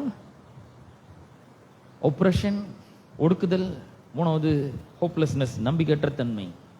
இது மத்தியில நம்பிக்கையோட நாம வாழ்கிறவர்களாக இருக்க வேண்டும். கர்த்தர் சொல்றாரு, உன்னை அதிசயங்களை காண பண்ண. ஒருவேளை நீங்க பாண்டேஜில் இருக்கலாம், கர்த்தர் சொல்ற உங்களை பார்த்து உன்னை அதிசயங்களை காண பண்ணுவேன். ஒருவேளை ஒப்ரஷன்ல நீங்க இருக்கலாம். என்ன பண்றது, நான் நல்லா தானே இருக்கிறேன், ஏன் எனக்கு இவ்வளவு பெரிய பிரச்சனைகள், ஏன் எனக்கு இவ்வளவு பெரிய ஒரு மன கஷ்டம், ஏன் நான் வந்து வேதனை பண்ணணும்னு நீங்க நினைக்கலாம். கர்த்தர் இந்த வேதனை மத்தியில் உங்களை பார்த்து சொல்றாரு, உன்னை அதிசயங்களை காண பண்ணும். புது விதத்துல நான் காரியங்களை செய்வேன். மனுஷ சக்தினால சாதிக்க முடியாத காரியங்களை, அரிய பெரிய காரியங்களை உனக்காக நான் செய்வேன். நீ நினைக்கலாம் இது கற்பாறை, இங்கேருந்து ஒன்றும் வர, நானும் தண்ணியை வர வைப்பேன் அதுலேருந்து, ஏன்னா அது எப்படின்னு எனக்கு தெரியும் அப்படிங்கிறாரு. நாம் என்ன பண்ணணும்? நம்பிக்கையோட வாழணும். ரெண்டாவது, முதல்ல நீங்க அடிமைத்தனத்தில் இருக்கலாம், கர்த்தர் உங்களுக்கு அதிசயத்தை செய்வார். ரெண்டாவது, நீங்க மிகப்பெரிய ஒடுக்குதலின் கீழே இருக்கலாம், ஒப்ரேஷன்ல இருக்கலாம். பலவிதமான பொல்லாத எண்ணங்கள், பலவிதமான இன்னல்கள், பலவிதமான பிரச்சனைகள் உங்களுடைய மனதில் மோதி அடித்து கொண்டுக்கலாம். எண்ணங்கள் ஒரு பெரிய குழப்பங்கள் இருக்கலாம், ஒடுக்குதல் இருக்கலாம். பிசாசு கொண்டு வந்து உங்களை டயர்டாக்கலாம். என்ன வாழ்க்கடா இது, ஏன் தான் பிறந்தோன்ற மாதிரிலாம் கூட நினைப்பு வரும் நமக்கு. பேசாம எங்கேயாவது ஓடி போயிடலாமா அப்படின்னு. அப்படிப்பட்ட ஒடுக்குதலின் மத்தியில கர்த்தர் உங்களை பார்த்து சொல்றாரு, அந்த மாதிரி ஒடுக்குதல் இருக்கீங்களா, உங்களை பார்த்து கர்த்தர் சொல்ற, உன்னை அதிசயங்களை காண பண்ணுவேன். கண்டிப்பா பெரிய பெரிய அதிசயங்களை காண பண்ணுவேன். பல நேரங்களில் சிலர் என்ன பண்ணாங்க, ஹோப்லெஸ் சிச்சுவேஷன்ல இருக்காங்க, நம்பிக்கையற்ற ஒரு நிலை, நம்பிக்கையே இல்லை. இந்த பொருளாதாரத்தில் ஒரு பெரிய விடுதலை உண்டாகும், நான் கொஞ்சம் நல்ல நிலைமைக்கு வருவேன், இந்த வேலை கிடைக்கும், இந்த வேலையில் ஒரு பெரிய அற்புதம் நடக்கும் அப்படின்ற நம்பிக்கை இழந்து போயிடுறாங்க. ஏன்னா எவ்வளோ நாள் வெயிட் பண்றது, எவ்வளோ நாள் காத்துட்டு இருக்குது, ஒரு நல்ல ஒரு விடிவு காலம் வரணும் அப்படின்றதுக்காக எவ்வளோ நாள் காத்துட்டு இருக்கிறது. கடைசியில் போய் போய் காத்திருந்து நம்பிக்கை இழக்க ஆரம்பிக்கிறார்கள். ஹோப்லெஸ் சிச்சுவேஷன், தேர் சிச்சுவேஷன் பிகம்ஸ் ஹோப்லெஸ். ஆனா கர்த்தர் உங்களை பார்த்து சொல்றாரு, உன்னை அதிசயங்களை காண பண்ணுவேன். அதிசயங்களை காண பண்ணுவார். நான் சொல்றேன், இந்த செப்டம்பர் மாதம் முழுக்க அதிசயங்களை நீங்கள் பார்ப்பீர்கள். இந்த ஆண்டவர் விசுவாசிங்கள். கர்த்தர் எகிப்தின் அடிமைத்தனத்திலிருந்து பார்வோனுடைய கையிலிருந்தும் எப்படி ஜனங்களை மீட்டு ரட்சித்தாரோ, பெரிய பெரிய ஓங்கிய புயத்தினாலும் பலத்த கையினாலும் அற்புதங்களை செஞ்சாரோ, எப்படி 430 வருஷம் அடிமைத்தனம் ஒரு நொடியில ஒரு ராத்திரியில முடிவுக்கு வந்தது, அதுபோல உங்கள் பிரச்சனை பல ஆண்டுகளாக இழுத்து கொண்டிருந்த பிரச்சனை எல்லாம் ஒரு முடிவு வரும். கண்டிப்பா விசுவாசிங்கள், கர்த்தர் உங்களை அதிசயங்களை காண பண்ணுவார். நீங்க எந்த காரியம் உங்களுக்கு ரொம்ப பெருசா இருக்குது, அதுல ஒரு பெரிய அதிசயத்தை கர்த்தர் உங்களை காண பண்ணுகிறவரா இருக்கா. வாழ்க்கை சூழ்நிலைகள்ல அதிசயங்களை காண பண்ணுவார். அது மட்டும் இல்ல, செங்கடலை படைப்பார். செங்கடல் மாதிரி உங்களுக்கு முன்னாடி என்ன நிக்குதுன்னு பாருங்க. எது உங்களுக்கு முன்னாடி தடையா நின்று கொண்டு, அந்த தடையெல்லாம் உடைச்சி அது நடுவுல கடந்து போகும்படி உங்களுக்கு வழி வாசல்களை திறப்பாரு. அற்புதத்தை அதிசயத்தை செய்வார் கண்டிப்பா. அது மட்டும் இல்ல, வானத்திலிருந்து மன்னாவை பொழிந்தரலாம். இது எவ்வளவு பெரிய ஒரு அதிசயம் வந்து, எங்கேயும் எதுவுமே கிடையாது, ஆனா வானத்திலிருந்து வருதுன்னா எப்படி இருக்கும்னு கொஞ்சம் யோசிச்சு பாருங்க. இஸ்ரவேல் ஜனங்கள் இந்த அதிசயங்கள்லாம் கண்ணார கண்டார்கள். நான் சொல்றேன், உங்க வாழ்க்கையிலும் அப்படிப்பட்ட அற்புதம் நடக்கும். மிரக்குலஸா கர்த்தர் உங்களுக்காக ப்ரொவைட் பண்ணுவார். நீங்க விரும்புற காரியங்களை நீங்கள் எதிர்பார்த்திருக்கிற காரியங்களை அவர் உங்களுக்கு ப்ரொவைட் பண்ணுவார். எங்கேருந்து? வானத்திலிருந்து அவர் அங்கிருந்து ஒத்தாசை அனுப்புவார். கண்டிப்பா அங்கிருந்து உதவி அனுப்புவார். உங்களுக்கு நன்மை செய்வார். கண்டிப்பா நன்மையை அவர் செய்யாமல் போக மாட்டார். அது மட்டும் இல்ல, மண்ணை பொழிஞ்ச மட்டும் இல்ல, கற்பாறையிலிருந்து தண்ணீரை வரவழைக்க அவர் வல்லமுள்ள தேவனாய் அவர் இருக்கிறார். உங்களுக்காக அவர் பெரிய பெரிய அதிசயங்களை செய்வார். மேக ஸ்தம்பத்து மூலமா, அக்கினி ஸ்தம்பத்து மூலமா அவர்களோடு இருந்து அவர்களுக்கு வழி நடத்தினது போல உங்களையும் அவர் நிச்சயமா வழி நடத்துவார். அவர் கைவிடவே மாட்டார். நான் சொல்றேன், இந்த மாதம் முழுக்க, ஆண்டு முழுக்க கர்த்தர் உங்களை அதிசயங்களை காண பண்ணுவார். டெஃபினட்டா விசுவாசிங்க, நம்புங்க. இந்த அதிசயங்களை எல்லாம் எதிர்பாருங்கள், நம்பிக்கையோட வாழுங்கள். கர்த்தருடைய கடந்த காலத்தில் உங்களுக்கு செய்த நன்மைகள் எல்லாம், ஆசீர்வாதங்களை எல்லாம் எண்ணி அவருக்கு நன்றி செலுத்துங்க. எவ்வளவு உண்மையுள்ளவராக இருந்திருக்கிறார்ன்றதை எண்ணி பாருங்க. நம்பிக்கையோட வாழுங்கள். கர்த்தர் உங்களுக்கு பெரிய காரியங்களை செய்வார். கண்களை மூடி ஜெபிப்போம். எங்கள் அன்பின் பிதாவே, உம்முடைய குமாரனாகிய இயேசு கிறிஸ்துவின் நாமத்திலே உம்மண்டை நாங்கள் வருகிறோம். இந்த அற்புதமான நாளுக்காக ஸ்தோத்திரம். கடந்த 8 மாதங்களாக நீர் எங்களை கண்மணி போல பாதுகாத்து பராமரித்து ஆசீர்வதித்து போஷித்து எங்களை தழுத்தோங்கி வளரும்படி செய்த தேவன், இந்த புதிய மாதத்திலே வந்து நிற்கிற எங்களை உம்முடைய வல்லமையான கரத்தினாலே எங்களை நீர் ஆசீர்வதிக்கிறதுக்காக உமக்கு நன்றி செலுத்துகிறோம். பெரிய பெரிய அற்புதங்களை, அதிசயங்களை நீர் எங்களுக்கு செய்கிறதுக்காக உமக்கு ஸ்தோத்திரம். கடந்த காலத்தில் நிறைய அற்புதங்களை செய்திருக்கிறீர். நீ சொல்லி, நீ எகிப்திலிருந்து புறப்பட்ட நாளில் உனக்கு நடந்தது போல உன்னை அதிசயங்களை காண பண்ணுவேன் என்று சொல்லி எவ்வளோ பெரிய அற்புதங்கள் எல்லாம் செஞ்சுக்கிறீர். எவ்வளோ பெரிய நீண்ட கால அடிமைத்தனத்தை ஒரு முடிவுக்கு கொண்டு வந்திருக்கிறேன். அதுபோல் எங்களுடைய வாழ்க்கையில் நீ செய்வீர். செங்கடலில் 2 பிளந்திருக்கிறேன். எங்களுக்கு முன்பாக நாங்கள் முன்னேறி செல்வதற்கு தடையாக கர்த்தர் எங்களுக்காக ஆயத்தப்படுத்தி வைத்திருக்கிற அந்த ஆசீர்வாதமான வாழ்க்கைக்கு நாங்கள் செல்ல முடியாதபடி தடை செய்கிற எல்லாவற்றையும் நீர் உடைத்து வழி உண்டாக்குகிறீர். அதற்காக உங்களுக்கு நன்றி செலுத்துகிறோம். ஆண்டவரே, வானத்திலிருந்து மன்னாவை பொழிந்தருளீர். எங்களுடைய அற்ப தேவைகளை கூட நீர் சந்திக்கிற தேவனாய் இருக்கிறீர். அது பற்றி அக்கறை அன்பு உள்ளவராய் இருக்கிறீர். கற்பாறையிலிருந்து தண்ணீரை வரவழைக்கிற தேவனாய் இருக்கிறீர். எவ்வளோ பெரிய அதிசயம் ஆண்டவரே. மேக ஸ்தம்பத்து மூலமா, அக்கினி ஸ்தம்பத்து மூலமா இஸ்ரவேல் ஜனங்களை வழி நடத்தினீர், பாதுகாப்பாக இருந்தீர். அதுபோல எங்களையும் நீர் பாதுகாக்கிறதுக்காக உங்களுக்கு நன்றி செலுத்துகிறோம். தேவாதி தேவன், கர்த்தாதி கர்த்தர், நம்பிக்கற்ற சூழ்நிலைகளை எங்களுக்கு நம்பிக்கை அளிக்கிறதுக்காக உங்களுக்கு ஸ்தோத்திரம். ஆண்டவரே, எகிப்தின் அடிமைத்தனத்திற்கும் ஒரு பெரிய ஆண்டவரே ஒடுக்குதலுக்கும் ஒரு பெரிய முடிவு கட்டி இருக்கிறீர். நம்பிக்கையற்ற சூழ்நிலையில் எங்களுக்கு நம்பிக்கை கொடுத்திருக்கிறீர். நம்பிக்கை ஒளி சுடர் விட்டு பிரகாசிக்கட்டும் ஜனங்களுடைய இருதயத்தில் என்று ஜெபிக்கிறேன். ஆண்டவரே, ஒவ்வொரு மக்களுக்குள்ளும் இதை கேட்கிற, இந்த பிரசங்கத்தை கேட்கிற, உடைய வார்த்தை கேட்கிற ஒவ்வொரு மக்களுக்குள்ளும் நம்பிக்கை சுடர் விட்டு பிரகாசிக்கட்டும். கடந்த காலத்தில் நீர் எவ்வளவு உண்மையுள்ளவராக இருந்திருக்கிறீர், எவ்வளவு அதிசயங்களை செய்திருக்கிறீர் என்பதை எண்ணி பார்க்கட்டும். உம்மை நம்பட்டும், உடைய வார்த்தை நம்பட்டும், உடைய வார்த்தை விசுவாசிக்கட்டும். ஆண்டவரே, உமக்கு நன்றி செலுத்துகிறோம். எவ்வளோ நன்மைகளை செய்திருக்கிறேன், அதெல்லாம் நாங்கள் எண்ணி பார்க்கிறோம். ஆண்டவரே, புதிய விதத்தில் நீர் எங்களுக்கு உதவி செய்ய வல்லவராக இருக்கிறீர். எங்களுடைய பிரச்சனைகளை நிவர்த்தி செய்வதற்கு புதிய வழியை நீர் கையாளுகிறீர் என்பதை நாங்கள் விசுவாசிக்க எங்களுக்கு உதவி செய்வீராக. ஆண்டவரே, எங்களுக்கு முன்னாடி செங்கடல் மட்டும் இல்லை, எரிகோ கோட்டை முன்னாடி நின்று கொண்டு இருக்கலாம். இதை கடபாரம் மண்வெட்டி இதை பற்றி அல்ல, பாம் வச்சு அல்ல. ஆண்டவரே, ஆர்ப்பரித்து தேவனை ஆராதிக்கும் பொழுதே அதை உழ வச்சு எவ்வளோ புதிய விதத்தில் நீர் காரியங்களை செய்கிற தேவனா இருக்கிறேன். ஆண்டவரே, உமக்கு நன்றி செலுத்துகிறோம். புதிய விதங்களில் எங்களுடைய பிரச்சனைகளை நீர் அதிசயமாய் தீர்க்க வல்லவராய் இருக்கிறீர் என்பதை நாங்கள் விசுவாசிக்கிறோம். ஆண்டவரே, எங்களுக்குள்ளே நம்பிக்கை ஒளி பிறக்க வைக்கிறீர். அதற்காக உங்களுக்கு ஸ்தோத்திரம். ஹோப்லெஸ் நடுவில் ஹோப்பை நீர் எங்களுக்கு தருகிறதுக்காக உங்களுக்கு ஸ்தோத்திரம். ஆண்டவரே, இந்த மாதம் முழுக்க உம்மை நம்பி விசுவாசித்து உம்மை சார்ந்து கொள்ள எல்லா காரியங்களிலும் அதிசயமாய் நீர் நடத்த உம்மண்டையிலே உம்முடைய கரத்தில் எங்களுடைய வாழ்க்கையை எங்களையும் ஒப்பு கொடுக்கிறோம். எங்களை வழி நடத்துவீராக. எல்லா மக்களையும் ஆண்டவரை நீர் ஆசீர்வதிப்பீராக. இந்த வார்த்தையை கேட்கிற ஒவ்வொரு மக்களுடைய வாழ்க்கையிலும் அதிசயங்களை நீர் செய்கிறதற்காக உங்களுக்கு ஸ்தோத்திரம். அவர்கள் எதிர்பார்த்திருக்கிற அற்புதங்கள் இப்பொழுதே நடக்கட்டும் என்று நான் ஜெபிக்கிறேன். வாசல்கள் திறக்கிறதுக்காக உங்களுக்கு ஸ்தோத்திரம். செங்கடல் திறந்த மாதிரி வழிகள் திறக்கிறதுக்காக உங்களுக்கு ஸ்தோத்திரம். மன்னாவை வருஷித்தது போல நீர் ஆண்டவரை அவர்கள் மேல ஆசீர்வாதங்களை வருஷிக்கிறதுக்காக உங்களுக்கு ஸ்தோத்திரம். கற்பாறையிலிருந்து தண்ணீரை வரவழைத்தது போல முடியாத சூழ்நிலைகள்லாம் ஆண்டவரை அவர்களை சாதகமாக்குறதுக்காக உங்களுக்கு ஸ்தோத்திரம். ஆண்டவரே, நீர் அவர்களோடு கூட மேக ஸ்தம்பமாக, அக்கினி ஸ்தம்பமாக இருக்கிறதற்காக வழி நடத்துகிறதற்காக உங்களுக்கு ஸ்தோத்திரம். ஆண்டவரே, தகப்பனை மக்களை ஆசீர்வதிப்பீராக. உம்முடைய சகல விதமான நன்மைகளால் நிரப்புவீராக. பரிசுத்த ஆவியானவர் அவர்களுக்கு இந்த வார்த்தைகளெல்லாம் விசுவாசிக்க உதவி செய்வீராக. அற்புதங்களை அதிசயங்களை காண செய்வீராக. நீர் வாக்கு பண்ணின தேவன், உண்மையுள்ளவர், வாக்கு மாறாதவர். நீர் சொன்னபடி செய்கிற தேவன். நீர் அதிசயங்களை காண செய்கிறதற்காக, காண பண்ணுகிறதற்காக உங்களுக்கு நன்றி செலுத்துகிறோம். மக்களை ஆசீர்வதியும். இயேசுவின் நாமத்தில் ஜெபிக்கிறோம் பிதாவே, ஆமீன். நம்முடைய கர்த்தராகிய இயேசு கிறிஸ்துவின் கிருபையும் பிதாவாகிய தேவனுடைய அன்பும் பரிசுத்த ஆவியானுடைய அந்யோன்ய ஐக்கியமும் பாதுகாலும் வழிநடத்தலும் என்றும் என்றும் சதா காலங்களிலும் நம் அனைவரோடும் என்றும் இருப்பதாக. ஆமென்.